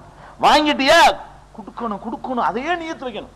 என்ன பாடுபட்டாவது கொடுக்கணும், என்ன கஷ்டப்பட்டாவது கொடுக்கணும் என்று அந்த தாமதப்படுத்தாமல் இருக்க வேண்டும் என்று இதெல்லாம் நலம் நாடுறாங்க. நலம் நாடுதல் ஈமானுடைய கிளைன்னு சொல்லிவிட்டு இவன் வாங்குறவனுக்கு நலம் நாடுறாங்க. அட உனக்கு இதாண்டா நல்லது, உனக்கு துன்யாவிலையும் நல்ல கடன் வாங்கி செலவு செய்ய ஆரம்பிக்கிறவன் எல்லாம் என்ன செய்வான், சக்திக்கு மீறித்தான் செய்வான். கடன் என்பது ஓசி மாதிரி இவன் நினைத்துக் கொண்டிருக்கிறான். கடன் இல்லைன்னு வைங்களேன், நிறைய பொருள் வீட்டில் வாங்கவே மாட்டான். கடனை தவணை கொடுக்குறான்னு வைங்க, அது 2 மடங்கு வட்டி போட்டாலும் சரி, என்னவா இருந்தாலும் சரி, பீரோ வாங்குவான், கட்டில் வாங்குவான். 1000 ரூபாய் சம்பளம், அதுல மிச்சம் முடிக்கிறேன்னு சொல்லிட்டு 500 ரூபாய் அதுக்கு கொடுத்து, ஏன் இது உனக்கு இதெல்லாம் தேவையில்லாத நம்ம சுமைகள் நம்மளா சுமத்திக்கிறோம். கடன் வாங்குற என்ன வரும்பொழுதெல்லாம் நம்ம நம்மளா கஷ்டத்தை சுமத்திக்கிறோம். நல்லா தெரிஞ்சுக்கலாம். நீங்க கடன் வாங்கலேன்னு இருந்து பாத்தீங்க, உங்க வாழ்க்கை வேற மாதிரி இருக்கும். அல்ல அந்த திருப்திங்கிறான, கொஞ்சத்துல திருப்தி, கனாத், கொஞ்சத்தை கொடுத்தாலும் பரக்கத்துங்கிறான, அதை அப்படி வாழ்க்கையில் அனுபவிச்சு பார்க்கலாம். அதனால எவ்வளவு நல்லா இருந்தாலும் சரி கடன் வாங்க மாட்டேன், அதுல உறுதியா நிக்க வேண்டும். அதே மாதிரி மனிதனுக்கு உயிர் போகிற நேரத்தில் ஹராமெல்லாம் ஹலாலாகும். அப்படியான ஒரு கட்டம் உங்களுக்கு வந்துருச்சுன்னா போய் கடன் கேட்கலாம். இதை யாபத்தில் வச்சுக்கணும். அதே மாதிரி இவர் எப்படிலாம் நலன் நாடுறாங்கன்னு பாருங்க. ஒரு வியாபாரி இருக்கிறான், ஒண்ணு விடலைங்க, அடுத்தவர் நலனை நாடுன்னு சொல்லிவிட்டு ஒவ்வொன்றையும் போய் தலையை விட்டு சூசல பாக்குறாங்க. அப்படியே இதுல இப்படி நாடுற, இப்படி செய்யக்கூடாதுடா, இப்படி செய்யடா. ஒரு வியாபாரத்துல அப்படி, ஒரு கொடுக்கல் வாங்கல அப்படி, ஒரு கல்யாணத்துல அப்படி, எல்லாத்துலயும் நலம் நாடு, அடுத்தவன் நலம் நாடு, சுயநலம் பார்க்காத. எப்படி சொல்றாங்கன்னு கேட்டா, ஒருத்தர் வியாபாரம் பேசிட்டு இருக்காரு. இது எவ்வளவு, நான் ஒரு வியாபாரி, இது என் விலை கேட்கிறாரு. நான் என்ன சொல்றேன், 10 ரூபாங்கிறேன். 10 ரூபான்னு பேசிட்டு இருக்கேன். அங்கிருந்து ஒருத்தர் ஒண்ணுதான் இருக்குது, மறுபடியும் பஜார்ல கிடைக்காத பொருள். ஒரு ஆள் வர்றாரு, 12 ரூபா எனக்கு தாங்க. 10 ரூபாய்க்கு பேசிட்டு இருக்கான் ஒருத்தன், 12 ரூபா எனக்கு தாங்கிறாரு. இப்படி செய்யறவர்களை பாக்குறீங்களா இல்லையா? இது கர்ச்சிப்புல நீங்க பார்க்க மாட்டீங்க, ஒரு வீடுல பாப்பீங்க. ஒரு வீடு வாங்குறான் ஒருத்தன், ஒன்னு என்ன செய்யறது, போன் பண்ணி அவ்வளவு வச்சுக்கண்ணா, நான் வாங்கிக்கிறேன், 2 ரூபா கூட தரேன். இது இருக்கா இல்லையா? ஒரு நல்ல பிடித்த ஒரு சொத்தா இருக்குன்னு வைங்களேங்க, அதை வாங்கினால கூட கொடுத்து வாங்குற தயாரா இருக்கீங்கல்ல. இது இது அவனுடைய நலனை பறிக்கிறது இல்லையா? அது அவன் போய் கேட்கறான், கொடுக்குறவன் வாங்குறவன், அவனுக்கு 2 ரூபா குறைச்சு கிடைச்சுன்னா அவனுக்கு நல்லா கொடுக்குற கிஃப்ட் கொடுத்துட்டு போறான். அதுலயே நீ போய் நுழைஞ்சுக்கிட்டு அவனுக்கு கொடுக்காம நான் வாங்கணுங்கிறதுக்கா நீ பேசுற? ஒரு கட்டத்திலையும் ஒருவன் பேசிய வியாபாரத்தை அவன் விடுற வரைக்கும் அடுத்தவன் பேசக்கூடாது. இது இஸ்லாத்தினுடைய கட்டாயமான கட்டளை. ஈமான் இருக்குமையானால், பிறர் நலம் நாடுறதா இருந்தால் ஒரு மூமின் என்ன செய்யக்கூடாது, லா யபீஉ பஅதுக்கும் அலா பைஇ அஹீஹி, உங்களில் எவருமே மற்றவருடைய வியாபாரத்திற்கு மேல போய் வியாபாரம் செய்ய வேண்டாம். ஒருவர் செய்து கொண்டிருக்கிற வியாபாரத்திற்கு மேல இன்னொருத்தர் வியாபாரம் செய்யக்கூடாது. இது விற்கிறதுக்கு மட்டும் இல்ல, வாங்குறவருக்கு தான். ஒரு கடையில நான் போய் கேட்கிறேன், ஒரு பொருளை கேட்கிறேன், இது எவ்வளவுன்னு பேசிட்டு இருக்கிறேன். அவன் 10 ரூபா வாங்குறான். பக்கத்து கடையில இருந்து இங்க வா, இப்படி கூப்பிடுற, 1 ரூபா 9 ரூபாய் தரும். அங்க பாத்திருக்கீங்களா? இதெல்லாம் இது நடக்குதுங்க. நான் ஒரு கடையில போய் கேட்டா எனக்கு நானும் அவனு பேசிக்கிடுவோம். அவனுக்கு என் மூலம் ரிஸ்க் கிடைக்கணும்னு இருந்தா எல்லாம் கொடுப்பான். நான் விளங்கி எனக்கு பிடிக்கலன்னு நான் போகலாம். இன்னொரு கடையில இருந்துட்டு வேற காட்டி கூப்பிடுவாங்க. பாத்திருக்கீங்களா? இது நடக்குது நாட்டுல. இது ஹராம். அதாவது 2 பேரும் செய்யறது ஹராம். நீ நலம் நாடுவதா இருந்தால் அவங்க 2 பேரையும் விடு. இவன் வேணான்னு முடிவு எடுத்துட்டு போய் நீ போய் வாங்கு, அல்ல இந்த கடை வேணான்னு முடிவு எடுத்து வேற கடைக்கு வரட்டும். ஒரு கடையில வாங்கிட்டு இருக்கிறவனை போய் நீ போய் கூப்பிடுறது, ஒருத்தன் வித்துக்கிட்டு இருக்கும் போது அதை போய் கெடுக்கிறது, இதெல்லாம் என்ன இல்ல, மார்க்கத்தில் கூடவே கூடாது. பெரிய ஹராம், பச்சை ஹராம். இதை பெருமானார் ஸல்லல்லாஹு அலைஹி வஸல்லம் அவர்கள் சஹீஹுல் புகாரில நீங்க பார்க்கலாம். 3140, 2139 இந்த ஹதீஸ்ல எல்லாம் ஒருவன் செய்யற வியாபாரத்துக்கு மேல இன்னொருத்தன் வியாபாரம் செய்யக்கூடாது, விற்கிறது பண்ணக்கூடாது, வாங்குறது ஒரு காலத்தில் ஆசைப்படாதீங்க. மனசு தூண்டு. அப்படியே என்ன தூண்டு, அந்த கடைக்கு போறானே, பெரிய பாட்டில் 50,000 ரூபாய்க்கு வாங்குவானவன், விட்டுறக்கூடாது அப்படின்னு சொல்லி அவனை போய் மட்டைக்கு எடுத்துட்டு வர்றது. பேசிட்டு இருக்கும்போது அங்க பேசிட்டு இருக்கிறவன போது காதல் குசு நம்ம கடைக்கு வந்துருங்க, கஸ்டமர் மாதிரி வர அனுப்பி விடுறது, நம்ம கடைக்கு வந்துருங்க, குறைச்சு போடுவோம், 10% தள்ளி கொடுக்கணும். இதெல்லாம் கூடாது, ஹராம். இதுக்கு ஆசை. அல்லாஹ் ரிஸ்க் தர்றவங்க கல்வி அப்படி மாத்தி விடுறான் அவன். அல்ல அள்ளி போட நினைச்சான்னு சொன்னா அது வாட்டுக்கு வந்து தேர்ந்துகிட்டே இருக்கும். நீ போட்டு பெருசா எப்படிலாம் முறைகேடாவல முறையா உள்ள விளம்பரங்கள்லாம் பண்ணலாம், முறையாக ஆர்வமுற்ற எல்லா காரியங்களும் பண்ணலாம். ஒரு இடத்தில் போய் வாங்குறவனை நீ தசை திருப்பவும் கூடாது. ஒருவன்ட்ட வித்துக்கிட்டு இருக்கும் போது வீடா வாடகைக்கு பிடிக்க, நான் ஒரு வீடு வாடகைக்கு போய் கேட்க போவேன், இவனுக்கு அந்த வீடு பிடிச்சிருக்கும், 100 ரூபா கொடுக்குறேன் எனக்கு தாங்க, வாடகை வீடு எல்லாம் அதுவும் அதுல சேரும். நீங்க வாடகைக்கு பிடிக்கிறதா இருந்தாலும் சரி, விலைக்கு வாங்குறதா இருந்தாலும் சரி, விற்கிறதா இருந்தாலும் சரி, இந்த மாதிரியான வேலைகளை செய்யக்கூடாது. எது வரைக்கும் செய்யக்கூடாதான், அதாவது ரசூல் ஸல்லல்லாஹு அலைஹி சொல்றாங்க, ஹத்தா எதர, அவனே வேணாண்டு விட்டுறணும். இந்த கஸ்டமரை வேணாண்டு அவன் விட்டு போடணும், அல்லது இந்த பொருள் வேணாண்டு இவன் விட்டு போடணும். இவனை அவனை விடுற வரைக்கும் ஒரு ஆள் பேசின பேரத்தில் இன்னொரு ஆள் பேசவே கூடாது. இது எல்லாத்துக்கும் பொதுவான ஒரு விஷயம். இதை வந்து நம்ம விளைவிக்கணும். இது வந்து வியாபாரம்னு சொல்லி சொன்னா கூட இது வந்து எல்லாத்துலயும் நீங்க கடைபிடிக்கணும். என்ன கடைபிடிக்கிறது? ஒரே ஒரு ஆளுக்கு ஒரு காலேஜ் நடத்துறாரு, ஒரு ஆளு ஒரு சீட்டு தான் இருக்குது, அவர் போய் கடைசியா அவர் போய் கேட்கிறாரு, நம்மளுக்கும் ஆசையா இருக்குது, அங்கிருந்து கையை காட்டக்கூடாது, 1 ரூபா கூட தர்றாங்க, அவனுக்கு இல்லைன்னு சொன்ன பிறகு போய் கேட்போம், அவனுக்கு கொடுத்தா கொடுத்துட்டு போறாங்க. அதாவது அந்த மாதிரி நம்ம அப்படிலாம் செய்யறோமே, நம்ம இந்த வியாபாரத்தை நினைச்சிடக்கூடாது. எல்லா இடத்துலையும் இந்த மாதிரி ஒருவன்கிட்ட வியாபாரம் நடக்கும் போது இன்னொருத்தம் பண்ணக்கூடாது என்பதில் எதெல்லாம் வரும்னு கேட்டா, கியூல போய் நீங்க முந்திரிகள் அதெல்லாம் வரும். கியூல தான் வச்சு கொடுக்குறான் ஒரு பொருள், டிமாண்டான பொருள். அப்ப கியூல வரும் பொழுது முதல்ல போனவன் அவன் முதல்ல வாங்குவான் என்பது அவனுக்கு உள்ள தொடர்பு. நீங்க முந்தினீங்கன்னு சொன்னா அவனுடைய நலனை நீங்க நாடலையில, நீங்க கியூல முந்திட்டு போறீங்களங்க, சர்வசாதாரணம் எல்லாருமே நிக்கிறான் நில்லு, இல்லைன்னா காசு கூட கொடுத்து வெளியே வாங்கிக்க.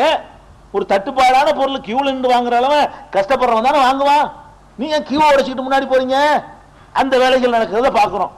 அதே மாதிரி வந்து ஒரு கல்லூரியில் சேர்வதா, லஞ்சம் கொடுத்து சேர்றது, இதெல்லாம் தான். நீ லஞ்சம் கொடுத்து சேர்ந்தா முறைப்படி கிடைக்கிறவன் பங்கத்தில் நீ பறிக்கிற. அதாவது 80 மார்க் வாங்கியிருப்பான் அவன் மார்க்குக்காக அவனுக்கு கிடைச்சி போயிடும்.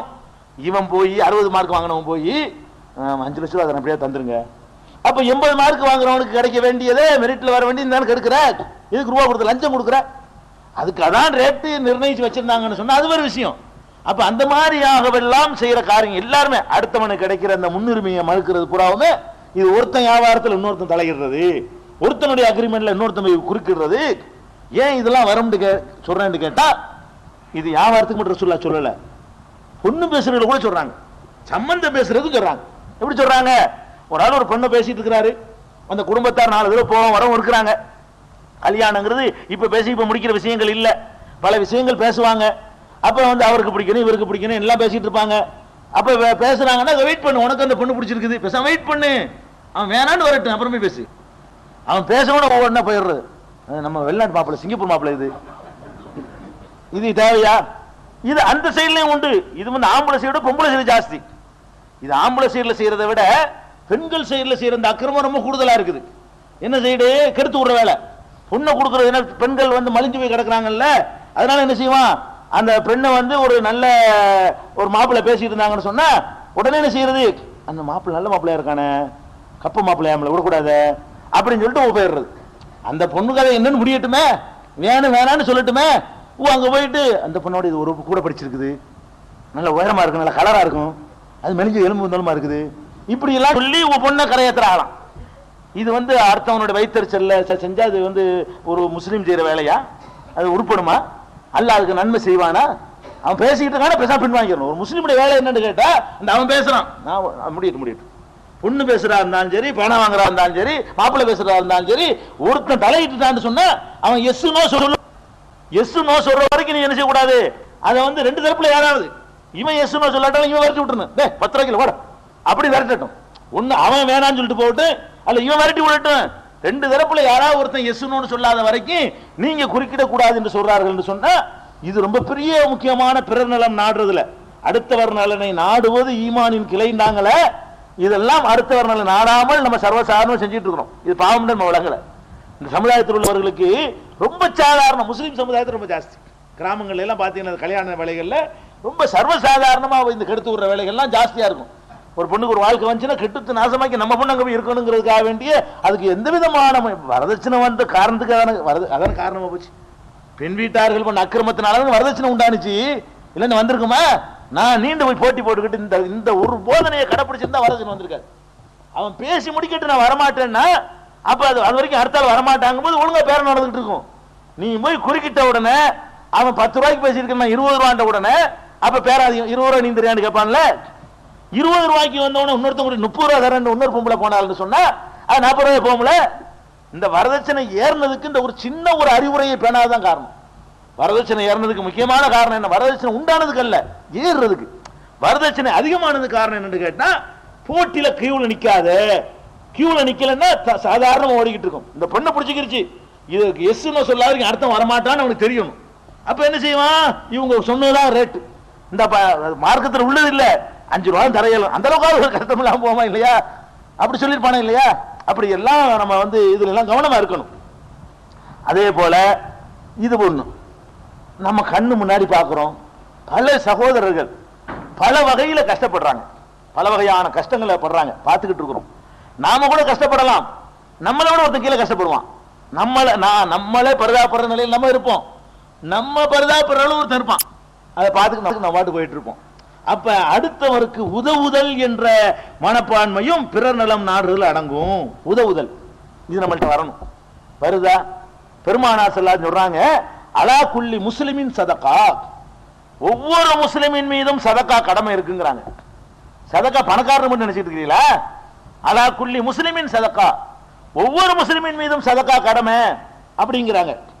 அப்ப ரசூல் சஹாபாக்கள் கேட்கிறாங்க, யா நபி அல்லாஹ் ஃபமல்லம் யஜித், எல்லாரும் என்ன செய்வான்?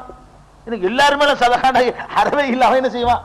அவன் எதுக்கு சதகா கொடுப்பான் அப்படின்னு கேட்கும் பொழுது ரசூல் ஸல்லல்லாஹு அலைஹி சொல்றாங்க, அழகா சொல்றாங்க பாருங்க, யஅமலு பி யதிஹி ஃபயன்ஃபவு நஃப்ஸஹு வ யதஸத்தகு, ஒண்ணு இல்லன்னா உழைச்சி சம்பாரிச்சு தர்மம் செய்.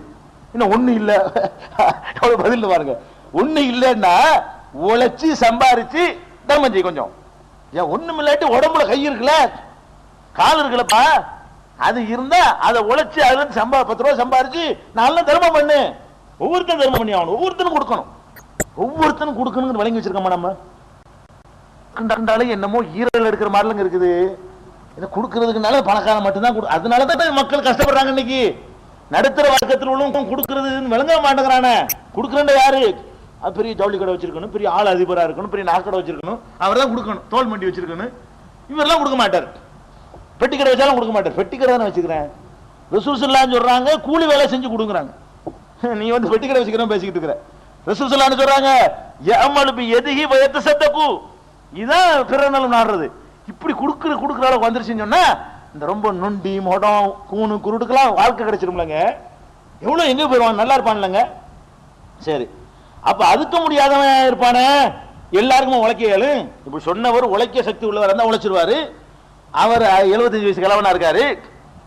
அப்படி இருந்தாலும் என்னன்னு சஹாபாக்கள் கேட்கிறாங்க, நீங்க சொல்றது ஆரோக்கியமானவர்களை சொல்றீங்க, அதுவும் இல்லாம என்ன செய்வான்னு கேட்கிறாங்க. எல்லாரும் மேலேயும் சதகா கடமைங்கிறீங்க, எல்லாரும் மேலேயும் சதகா கடமைன்னா உழைச்சு கொடுன்ட்டாங்க ரசூல் ஸல்லல்லாஹு அலைஹி வஸல்லம். அதுவும் எல்லாருக்கும் உழைக்க முடியாத, உழைக்க முடியாதவன் இருப்பான்ல, அல்ல உழைக்க போவோம் வேலை கிடைக்காதுல, ரெண்டும் இருக்குதுல. அப்ப என்ன செய்யறது? இல்லம் எஜித், அப்படி கிடைக்காட்டு என்ன செய்யறது? ரசூல் ஸல்லல்லாஹு அலைஹி சொல்றாங்க, யுஈனுதல் ஹாஜத்தில் மல்ஹூஃப், கஷ்டப்படுறவனுடைய தேவையில ஹெல்ப் பண்ணு, ஒரு ஹெல்ப் பண்ணுப்பா. ரூபா கொடுக்க வேணாம், ஒரு கஷ்டப்படுவான்ல அவனுக்கு உடலால் ஒரு ஹெல்ப் பண்ணி விடு, தர்மம் செஞ்சுட்ட. அவன் கஷ்டப்பட்டு இருக்கிறான், செருப்பு எங்கன்னு தேடிட்டு இருக்கிறான், நீ போய் தேடி செருப்பு கூட, இது போதும், தர்மம் செஞ்சுட்ட. நீ ஒரு பொருளை கீழே போட்டுட்டான், காணான்னு தேடிட்டு இருக்கிறான், தேடி எடுத்து கையில கொடுத்துட்டு வா. கஷ்டப்படுறவனுக்கு உன் உடலால் உதவி செய்யி, பிறர் நல நாடு. இப்படிலாம் எந்த உலகத்துல எந்த மார்க்கமா சொல்லுதா?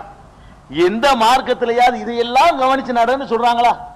அல்லாஹ்வுடைய மார்க்கமா இருக்கனால சொல்லப்படுது, இது தூய்மையான மார்க்கமா இருக்கனால அப்படின்னு சொல்றாங்க. அதுக்கு ஏன்டா தானே செய்ய முடியும்? இவனே அடுத்த ஆள் எடுத்து கொடுக்குற அளவுல இவன் இருந்தாண்டா, இவன் என்ன செய்வான்? அப்ப அது சஹாபாக்கள் விடுற மாதிரி இல்ல. அவங்க கேட்கிறாங்க, அதுக்கு இல்லாட்டி என்ன செய்யறது? ஃபைல்ல வச்சுது, அதுக்கு முடியாட்டி என்ன செய்யறது சொல்லுங்க? எல்லாரும் மேலேயும் சதகா கடமைங்கிறீங்க, இருக்கிறவன் கொடுத்துருவான், ஒரு தடகாத்திரம் உள்ளவன் உழைச்சு கொடுத்துருவான், ஏதோ உடல் உழைப்பு கொடுத்து ஏதோ ஹெல்ப் பண்ணக்கூடியவன் அதையா செஞ்சிருவான். அதுக்கு முடியாட்டி அவன் என்ன செய்யறது? எல்லாருக்கும் நீங்க சொன்னீங்களே, அவன் என்ன பண்ணுவான் அப்படின்ன உடனே கடைசியா ரசூல் ஸல்லல்லாஹு அலைஹி சொல்றாங்க, ஒல் யும்சிக் அனி ஷர்ரி, கஷ்டப்படுத்தாம சிரமம் கொடுக்காது, சிரமம் கொடுக்காமல் இருந்து விடு, அது சதகா. உள்ள சதகா. அப்போ அடுத்தவனுக்கு கஷ்டம் கொடுக்காம இருப்பா, அது போதும். உன்னால ஒண்ணு கொடுக்க முடியலன்னா உன்னால கஷ்டம் கொடுக்காமையா அது அடுத்தாள்கிட்ட உன் வேலை நீனே பாரு, பிறட்ட வந்து எதுவும் கேட்காத என்று பெருமானார் ஸல்லல்லாஹு அலைஹி வஸல்லம் சொல்றாங்களே. இதெல்லாம் எதுக்கு? இப்படியான ஒரு சமுதாயம் எப்படி அடுத்த ஆளுக்கு எப்படியா உதவணும், கஷ்டப்பட்டு சம்பாரிச்சாவது உதவணும், காசு கொடுக்க முடியாட்டாலும் உடலாளையாச்சும் கரண்ட் பில் கட்ட நாம கட்டிட்டு வர மாட்டாங்க. ஒரு வசதியும் இல்லை ஒருத்தனுக்கு, சரி நமக்கு ஒரு தர்மத்தை எல்லாம் கடமையாக்கி இருக்கிறான், காசு தான் கொடுக்க முடியல, அப்ப ஏழை வீடுகள் இருக்கும், கரண்ட் பில் கட்டணுமா நான் கொண்டு கட்டுறோம் மாட்டாங்க, வாக்காளர் எடுக்கணுமா வாங்க கூட்டு போறாங்க. எவ்வளவு வேலைகள் இருக்கு, கடை ஜாமான் வாங்கி தரணும் கொண்டாந்து வாங்கி தர்றேன். இதெல்லாம் வந்து உனக்கு கையில இருந்து காசு போறது விஷயம் இல்ல. அம்மா என்ன செய்வான், கமிஷன் அடிப்பாங்கல்ல, அது வேற இருக்கு, அது வந்து தப்பு, அது ஃப்ராடு. நம்ம ஹெல்ப் தான் பண்ண சொல்லுது சதகா. இது சஹீஹுல் புகாரியில 1445வது ஹதீஸ்ல நீங்க பார்க்கலாம். அதே மாதிரி ரசூல் ஸல்லல்லாஹு அலைஹி வஸல்லம் கேக்குறாங்க, ஐயுல் அமலி அஃலலு, அமல்லையே சிறந்தது என்ன? ரசூல்ட்ட கேக்குறாங்க, அமல்ல சிறந்த அமல் எது? ரசூல் ஸல்லல்லாஹு அலைஹி வஸல்லம் சொல்றாங்க, ஈமானும் பில்லாஹ், அல்லாஹ்வை நம்புறது, ஓ ஜிஹாத்தின் ஃபீ சபீலிஹி, அவனுடைய பாதையில வந்து ஜிஹாத் பண்றது, அறப்பொரு புரிகிறது அப்படின்னு சொல்றாங்க. அப்ப அடுத்த கேள்வி கேட்கிறாங்க, ஐயுர் ரிகாபி அஃலலு, அடிமைகள்ல யாரை விடுதலை செய்வது சிறந்தது? ரசூல் ஸல்லல்லாஹு அலைஹி வஸல்லம் சொல்றாங்க, அலாஹா சமனன், விலை கூடுன அடிமையை வாங்கி செலவு பண்ணு, யார் ரொம்ப ரேட்டு கூடுன இருக்கானோ அந்த அடிமையை வாங்கி செலவு பண்ணு, அது சிறந்ததுங்கிறாங்க. அப்ப அவர் கேட்கிறாரு, இல்லம் அஃபல், இதெல்லாம் எனக்கு செய்ய முடியாவிட்டால் நான் என்ன செய்யறது அப்படின்னு கேட்கும்போது ரசூல் ஸல்லல்லாஹு அலைஹி வஸல்லம் சொல்றாங்க, துஈனு லாயன், பொருளை காணடித்துட்டான்ல, காணாக்கிட்டான்ல, அவனுக்கு போய் ஹெல்ப் பண்ணு, தேடி கொடு. அல்லது அவ தஸ்னா அலி அகரக்க, தொழில் செய்ய வேலை செய்ய தெரியாதவனுக்காக நீ வேலை செய், உழைக்க தெரியாதவனுக்காக வேண்டி நீ என்ன செய்ய, வேலை செஞ்சு கொடு, அவனுக்கு வேலையை செய்ய தெரியல, இப்படிதான் செய்யணும், இந்த மாதிரி தான் செய்யணும்னு போய் கூட மாட உட்கார்ந்து ஒத்தாசை பண்ணு.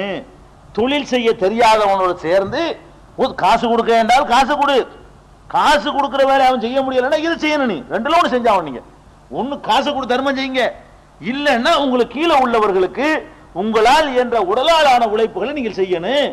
ஒரு குருடன், இந்த சென்னை மாதிரி சிட்டில ஒரு குருடன் பாதையை கடக்கிறதுக்கு நம்ம ஹெல்ப் பண்ணிருக்கோமா? கார் பஸ் போகுது, கம்பு பிடிச்சி வாங்கன்னு சொல்லி நம்ம போற அவசரம் நமக்கு பெருசா தெரியுது. ஒரு 5 நிமிஷம் லேட்டா போனா என்ன, 5 நிமிஷம் நோம்பு இருக்கிறதுக்கு 5 நிமிஷம் லேட்டா போனா என்னங்கிற பெருசு மழுத்துனா முடிஞ்சு வச்சுக்காத, அந்த நோம்பு கொஞ்சம் 2 கொட்டா வாங்குறதுக்காக வேண்டி அதெல்லாம் விட்டு ஓடி வரமா இல்லையா, ஓடி வர்றமா இல்லையா, தண்ணி வச்சு நோம்பு தரக்கூடாதா? அப்ப அந்த மாதிரி எல்லாம் ஒரு அது மாதிரி எல்லாம் வளர்ந்து கொண்டிருக்கிறோம். அப்ப ரசூல் ஸல்லல்லாஹு அலைஹி வஸல்லம் சொல்றாங்க, அவ் தஸ்னா லி அஹ்ரக், தொழில் செய்ய தெரியாதவனுக்காக நீ வேலை செஞ்சு கொடு. இல்ல மஃபல், நான் அது மாதிரி தெரியாதவன் என்ன பண்றது, அவனுக்கு தெரியாத மாதிரி எனக்கும் தெரியல, நான் என்ன செய்யறதுன்னு கேட்கிறாரு. அப்ப ரசூல் ஸல்லல்லாஹு அலைஹி வஸல்லம் சொல்றாங்க, ததவுன் நாஸ மின ஷர், உன்னுடைய தீங்கில இருந்து மக்களை விட்டுரு, உன்னால கஷ்டம் கொடுத்துறாத, உன்னால கஷ்டம் கொடுக்காம இருந்திருப்பா, அது சதகா, அதுதான் நீ செய்யற சதகா, உன்னால முடிஞ்ச சதகான்னு 2518 புகாரில இது இருக்குது. இப்படி பெருமானார் ஸல்லல்லாஹு அலைஹி வஸல்லம் சொல்றாங்க, இதெல்லாம் சதகாங்கறாங்க, இதெல்லாம் தர்மம், இதெல்லாம் நீ செய்யணும். அப்ப பிறர் நலம் நாடுதல்ங்கிறதுக்கு இதெல்லாம் விரிந்த அர்த்தம். இதுக்கே உதவி செய்யணும்னு சொன்னா பெரிய பெரிய விஷயத்துக்கெல்லாம் எவ்வளவு செய்யணும்? ஆஸ்பத்திரியில் கிடக்கிறான், 2 லட்சம் ரூபாய் செலவு, அவனால சமாளிக்க முடியாது, ஆபரேஷன் பண்ணாடி செத்து போயிருவான், உன்னால காசு கொடுக்க முடியல, 10 பேர்ட்ட வாங்கி கொடுக்கலாம்ல, உன்னால முடியல, 2 பேரை சேர்த்துக்கிட்டு, நான் நண்பரை சேர்த்துக்கிட்டு கஷ்டப்படுறாருங்க பாவங்க ஏதாவது கொடுங்க, 4 பேர் திட்டு தான் செய்வான், அதுவும் நன்மையா போயிட்டு போகுது, போய் அலைஞ்சு கிழஞ்சு வாங்கி ஒரு உயிரை காப்பாற்றி விடலாம்லப்பா. இதையே செய்ய சொல்றாங்களே, சின்ன சின்ன எவ்வளவு சின்னன்னு பாருங்க. ரசூல் ஸல்லல்லாஹு அலைஹி வஸல்லம் சொல்றாங்க, ஒவ்வொரு நாளும் நீ தர்மம் செய்ய வேண்டும்ங்கறாங்க. அந்த சதக்காண்டவன லைஃப்ல ஒரு நாள் இல்ல, ஒரு நாளைக்கு ஒரு தர்மமாச்சு நீங்கள் செய்ய வேண்டும். இதான் ஈமான். ஒரு நாளைக்கு ஒரு தர்மமாவது செய்ய வேண்டும். ஒரு தர்மம் என்றால் 4 நாள் கூட இன்னைக்கு கொடுக்க வசதி இல்லைன்னா என்ன செய்யணும்? ரசூல் ஸல்லல்லாஹு அலைஹி வஸல்லம் சொல்றாங்க, யுஈனுர் ரஜுல ஃபீ தாபத்திஹி, ஒருவன் அவனுடைய வாகனத்தில் ஏற முடியாமல் கஷ்டப்படுகிறான், ஏத்தி விடுறது சதக்கா.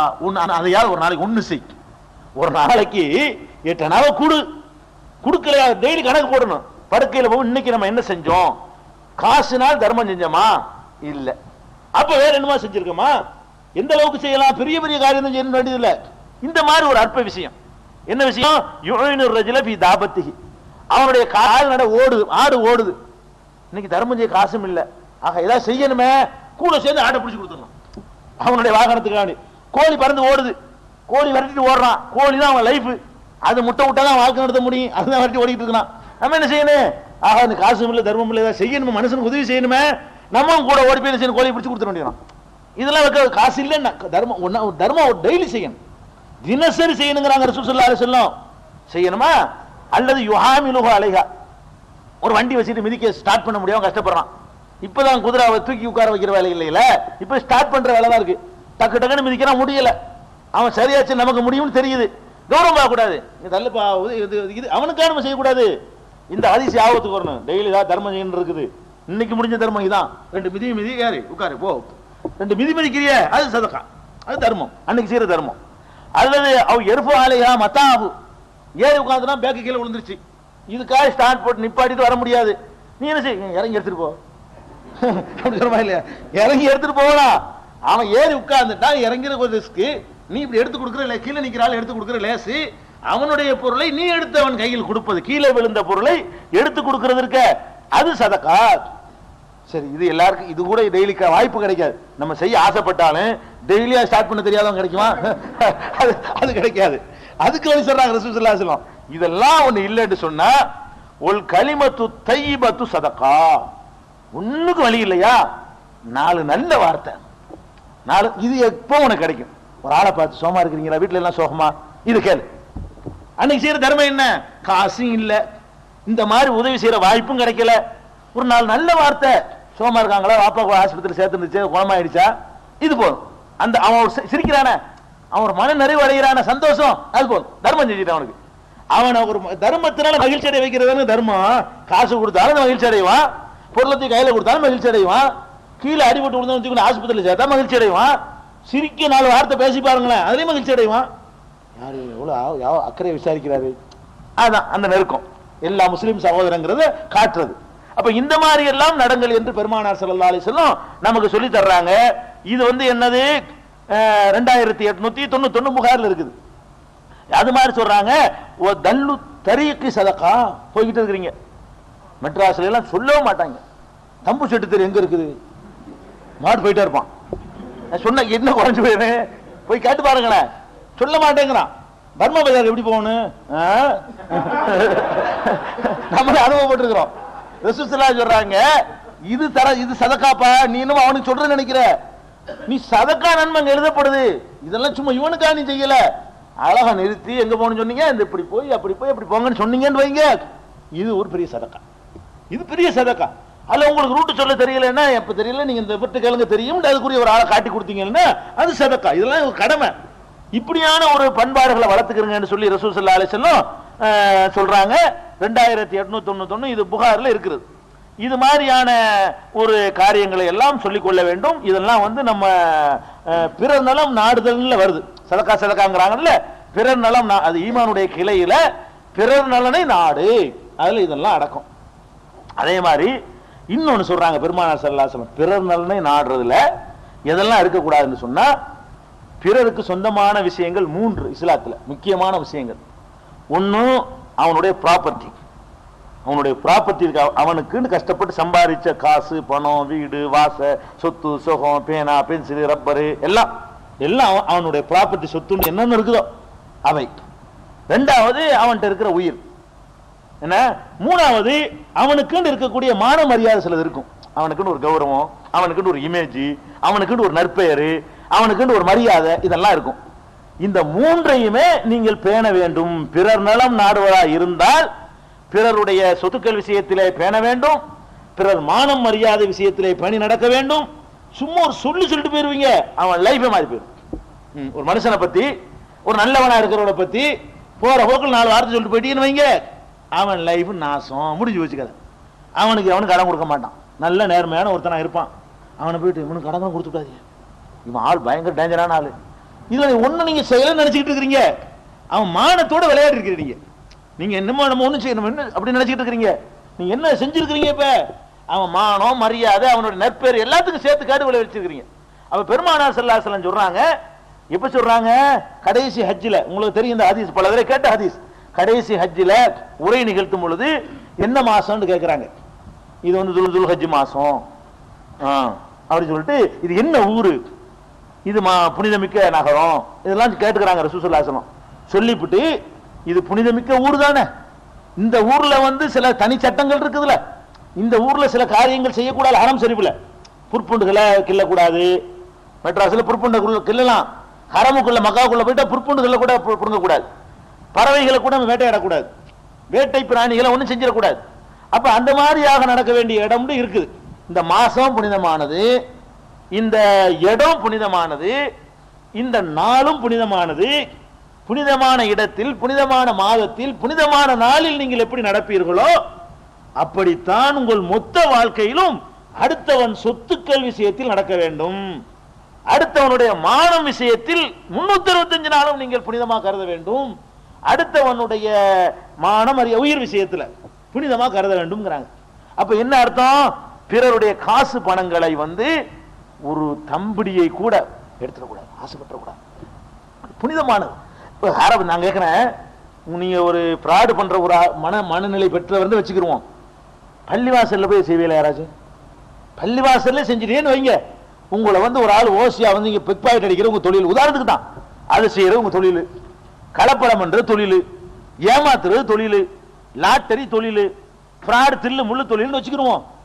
காபத்துல்லாவுல உட்காந்துட்டு செய்வானா? ஒருத்தன் செய்ய மாட்டான்ல, அந்த இடத்துல செய்ய மாட்டான்ல, இங்க செய்யறது அப்படி நினைக்கிறீங்களா? அப்படித்தான் எல்லா நேரமும் நினைக்கிறாங்க ரசூலுல்லாஹி ஸல்லல்லாஹு அலைஹி வஸல்லம். பிறருடைய காசுன்னு வரும்பொழுது காபத்துல்லாவுல போய் நீ அங்க உள்ள ஒரு பொருளை கலாண்டு வருவியா? கலாங்க மாட்டேன். ரசூலுல்லாஹ்வுடைய மஸ்ஜித் நபவியில போய் ஒரு பொருளை உருவிட்டு வருவியா? ஒரு பல்ப கலாண்டு வந்துருவியா? கலாங்க மாட்டேன். அப்ப அதுல எப்படி நீ புனிதம் மதிக்கிறியோ அதே மாதிரி தான் இது யாருடையதுன்னு பார். உன்னுடையது இல்லையா புனிதம், அம்மாடி இது தொடக்கூடாது, நம்ம இது இல்லை, இது நம்ம இது இல்ல, புனிதமா. அதாவது எப்படி காபத்துல்லா புனிதமோ அந்த மாதிரி அடுத்தவன் சொத்துக்கள் எல்லாம் புனிதம், அடுத்தவனுடைய சட்டை புனிதம், அடுத்தவனுடைய பேனா புனிதம். சட்டையை கழட்டி போட முடியல, தூக்கிட்டு எடுத்து போயிடுறாங்க. சட்டையை கழட்டி போட்டு ஒளிச்சிய போனா பாக்கெட்ல உள்ளது காணும். எத்தனை சகோதரர்களுக்கு காணும். பள்ளிவாசல்ல தொழுது திரும்பி பார்த்து செருப்ப காணும். தொழுகிற பள்ளிவாசல்ல தொழுதுட்டு பார்த்தா காணா, செருப்ப காணும். நல்லா இருந்தவன் அப்படி ஆசை வருது. யார் ராமசாமி தூக்கிட்டு போறான்?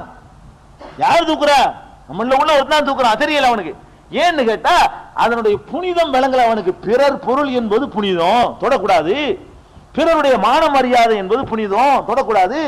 இதுல கவனமா வச்சுக்கணும். இப்படி சொல்லி ரசூல் ஸல்லல்லாஹு அலைஹி வஸல்லம் இது எங்க இந்த ஹதீஸை மட்டும் புகார்ல ரொம்ப அதிகமாக இடம் பெற்றிருக்கிற ஒரு ஹதீஸ் என்று இதை சொல்லலாம். நிறைய நூல்கள் எடுத்தாலும் நிறைய இடத்துல வரும். இந்த ஹதீஸ் எல்லா நூல்கள்லையும் வருது. புகாரில மட்டும் பாத்தீங்கன்னு சொன்னா 67, 105, 1739, 1742, 4406, 5550, 6043, 6785, 7078, 7447 இம்புட்டு இடத்துலயும் வருது. இவ்வளவு இடங்கள்லையும் அடுத்தவனுடைய பொருட்கள் புனிதமானவை, அடுத்தவனுடைய மானம் புனிதமானவை, அடுத்தவனுடைய உயிர் புனிதமானவை. உயிரை தொடாத, அடுத்தவன் உயிருக்கு உழ வச்சிடாத, கொண்டு விடாத. கொலை செய்யற விஷயத்துல காபத்துல்லாவை இடிக்கிற மாதிரி நினை. புனித மிக்க ஹரம் ஷரீஃபை இடிப்பியா போய் அப்படித்தான் ஒரு மனுஷனை கொல்றது. ஹரம் ஷரீஃபை தரமட்டமாக்குவியா? நான் தான் அடிக்கிறது அப்படித்தான். அடுத்தவனுடைய சொத்துல இருந்து 8 நாள் அடிச்சுன்னு சொன்னா அதுவும் இதுவும் ஒண்ணுதாங்கிறாங்க ரசூலுல்லாஹி ஸல்லல்லாஹு அலைஹி வஸல்லம். புனிதமாக்கி இருக்கிறேன். அப்ப பிறர் நலம் நாடுதல் இதெல்லாம் அடங்குது. பொது இடங்கள்ல அப்படி செய்ய முடியல, எங்க ஒரு இயக்கத்துல செய்ய முடியல, பள்ளியில செய்ய முடியல. அப்ப மத்த இடங்கள்லாம் என்ன நடக்கும்னு பாத்துக்கிறீங்களா? அந்த அளவுக்கு நம்ம சீர்கட்டு போயிட்டு இருக்கிறோம். பெருமானார் ஸல்லல்லாஹு அலைஹி வஸல்லம் சொன்னாங்க, குல்லுல் முஸ்லிமி அலல் முஸ்லிமி ஹராம். முழு முஸ்லிமும் அடுத்த முஸ்லிமுக்கு ஹராம் தாங்க. ஒரு முஸ்லிமுடைய முழுசும் அவனுடைய சட்டை அடுத்தவனுக்கு ஹராம், அவனா கொடுத்தாலே தவிர. அவன் தொப்பி அடுத்த ஆளுக்கு ஹராம், அவன் பேனா அடுத்த ஆளுக்கு ஹராம், அவனுடைய பனியா அடுத்த ஆளுக்கு ஹராம். அற்பமான பொருள் தானே, பழைய வேட்டி தானே துடைக்கிறதுக்கு வச்சிருப்பான், அதுவும் ஹராம். அவன் இதை துடைக்கிறதுக்கு வச்சிருந்தானே அது அவனுக்கு உரியது, அதையும் தொடக்கூடாது நீ. குல்லுல் முஸ்லிமி, முஸ்லிமுடைய முழு பொருட்களும் அலல் முஸ்லிமி ஹராம். இன்னொரு முஸ்லிமுக்கு ஹராம் என்று சொன்னார்கள். இன்னும் விளக்கமா சொன்னார்கள், தமுஹு, அவனுடைய உயிர் ஹராம், எடுத்துறாதே. மாலுஹு, அடுத்தவனுடைய பொருள் உனக்கு ஹராம். அவனுடைய மான மரியாதை உனக்கு ஹராம் என்று பெருமானார் ஸல்லல்லாஹு அலைஹி வஸல்லம் இப்படியெல்லாம் சொல்ற காட்சியை பார்க்கணும். அடுத்தவங்க காசுக்கு ஆசைப்பட்டாத. இது சஹீஹ் முஸ்லிம்ல 4650வது ஹதீஸாக இருக்குது. பிறர் நலம் நாடுதல் என்ற இந்த ஒரு கிளை மட்டுமே விரிவா போயிட்டே இருக்கும். என்ன நம்மள்ட்ட வாழ்க்கையில கடைப்பிடிக்கிற சடங்குக்காக இது நம்ம நடத்தல. இன்னைக்கு என்ன கேட்டோமோ அதை கடைப்பிடிக்கணும். இந்த புனித ரமலான் மாதத்துல, குர்ஆன் அருளப்பட்ட மாதத்துல நம்மளை பக்குவப்படுத்துவதற்காக நோன்பு கடமையாக்கப்பட்டிருக்கிற இந்த மார்க்கத்துல இதுல எல்லாம் பக்குவம் வரணும். சபதம் எடுத்து போகணும். இன்னைக்கு என்ன கேட்டோம்? கடன் வாங்கி இருந்தால் கொடுக்க இன்னைக்கே முடிவு பண்ணுவோம். கடன் இருக்கும் பொழுது நம்ம பொருள் வாங்க வேண்டாம், ஆடம்பரமா எதுவும் வாங்கிட வேண்டாம். அதே நேரத்தில் கடன் பட்டவர்கள் கஷ்டப்படுவார்களே, ஆனால் அதை முடிஞ்ச அளவுக்கு லேட் அவகாசம் கொடுப்போம் அல்லது தள்ளுபடி செய்வோம். ஒருவர் பேசுற கல்யாணத்தையோ ஒருவர் பேசுற வியாபாரத்தையோ போய் நம்ம போய் கெடுத்து விட வேண்டாம், அதுல கவனமா இருக்கணும். இப்படி என்னென்னலாம் நீ கேட்டீங்களோ அந்த விஷயங்களை கடைபிடிக்கணும். டெய்லி கொஞ்சம் கொஞ்சம் கேட்டாலும் அதை கடைபிடிக்கக்கூடியவர்களாக நம்ம ஆகணும். மீதி விஷயத்தை அல்லாஹ் வழியில் கிடைத்த பொருள் வருது, இன்ஷா அல்லாஹ் வரும். வழியில் கிடைத்த பொருள் என்ன செய்யணும்னு கேட்கறாங்க, அது எல்லாமே வருது. ரசூல் ஸல்லல்லாஹு அலைஹி வஸல்லம் சொல்லாமலாம் இல்ல, எல்லாம் சொல்லிட்டு போயிருக்கிறாங்க. அது அடுத்தடுத்த நாட்கள் இன்ஷா அல்லாஹ் அதுவும் குறிப்பில் இருக்கு, உங்களுக்கு டைம் இல்லாதனால சொல்லல, அது வருது. அது சகோதரர் கேட்டிருக்காரு, ஓவியம் வரையவர்களுக்கு நிரந்தர நரகம்னு சொன்னீங்களே, அப்ப என்ன செய்யறேன்னு கேட்டிருக்காரு. ஓவியம் வரைஞ்சவர்களுக்கு நிரந்தர நரகம்னு சொல்லல, நரகம்னு சொன்னமே தவிர என்ன சொல்லல, நிரந்தர நரகம் 3 பேருக்கு தான் நிரந்தர நரகம். ஒருத்தர் கேள்வி கேட்டார் வரும்போது, அதுக்காக அந்த பதில், ஓவியம் வரைபவர்களுக்கு நரகம் இருக்கே தவிர நிரந்தர நரகம் 3 பேருக்கு தான். அல்லாஹ்வுக்கு இணை வைக்கிறவர், வட்டி வாங்குறவர், கொலை செய்யறவர், வேணா தற்கொலையும் சேர்த்துக்கலாம். இதுதான் சரி. அதாவது தலாக்கு கொடுத்த பிறகு வரதட்சணை கொடுத்த பணத்தை திருப்பித்தா என்று கட்டாயம் செய்து காவல்துறையில் மாப்பிள்ளையை பிடித்து கொடுப்பது சரியா? அதாவது தலாக்கு வாங்கியாச்சுங்க, தலாக்கு வாங்கின தலாக்கு கொடுத்தவன வரதட்சணை வாங்கியிருக்கிறாரு, அதை திருப்பி கேட்கறாங்க, வரதட்சணை திருப்பி கொடுறான்னு கேட்கறாங்க, மாட்டேங்கிறாரு. போலீஸ்ல கம்ப்ளைண்ட் கொடுத்து என்ன செய்யலாம், அதை வாங்கலாமா? வரதட்சணை தான் கேட்கறாங்க, வரதட்சணையா வாங்கலாம், திருப்பி கொடுத்துட வேண்டியதானே? அதான் அது நியாயம். இவன் சக்தி உட்பட்டு எங்க நியாயம் கேட்கறான், நம்ம நாட்டில் தான் முடியும். அப்படி பண்ணாதான் கிடைக்க வழி 2 மிதி மிதிச்சாதான் கொடுப்பாங்க. ஆமா.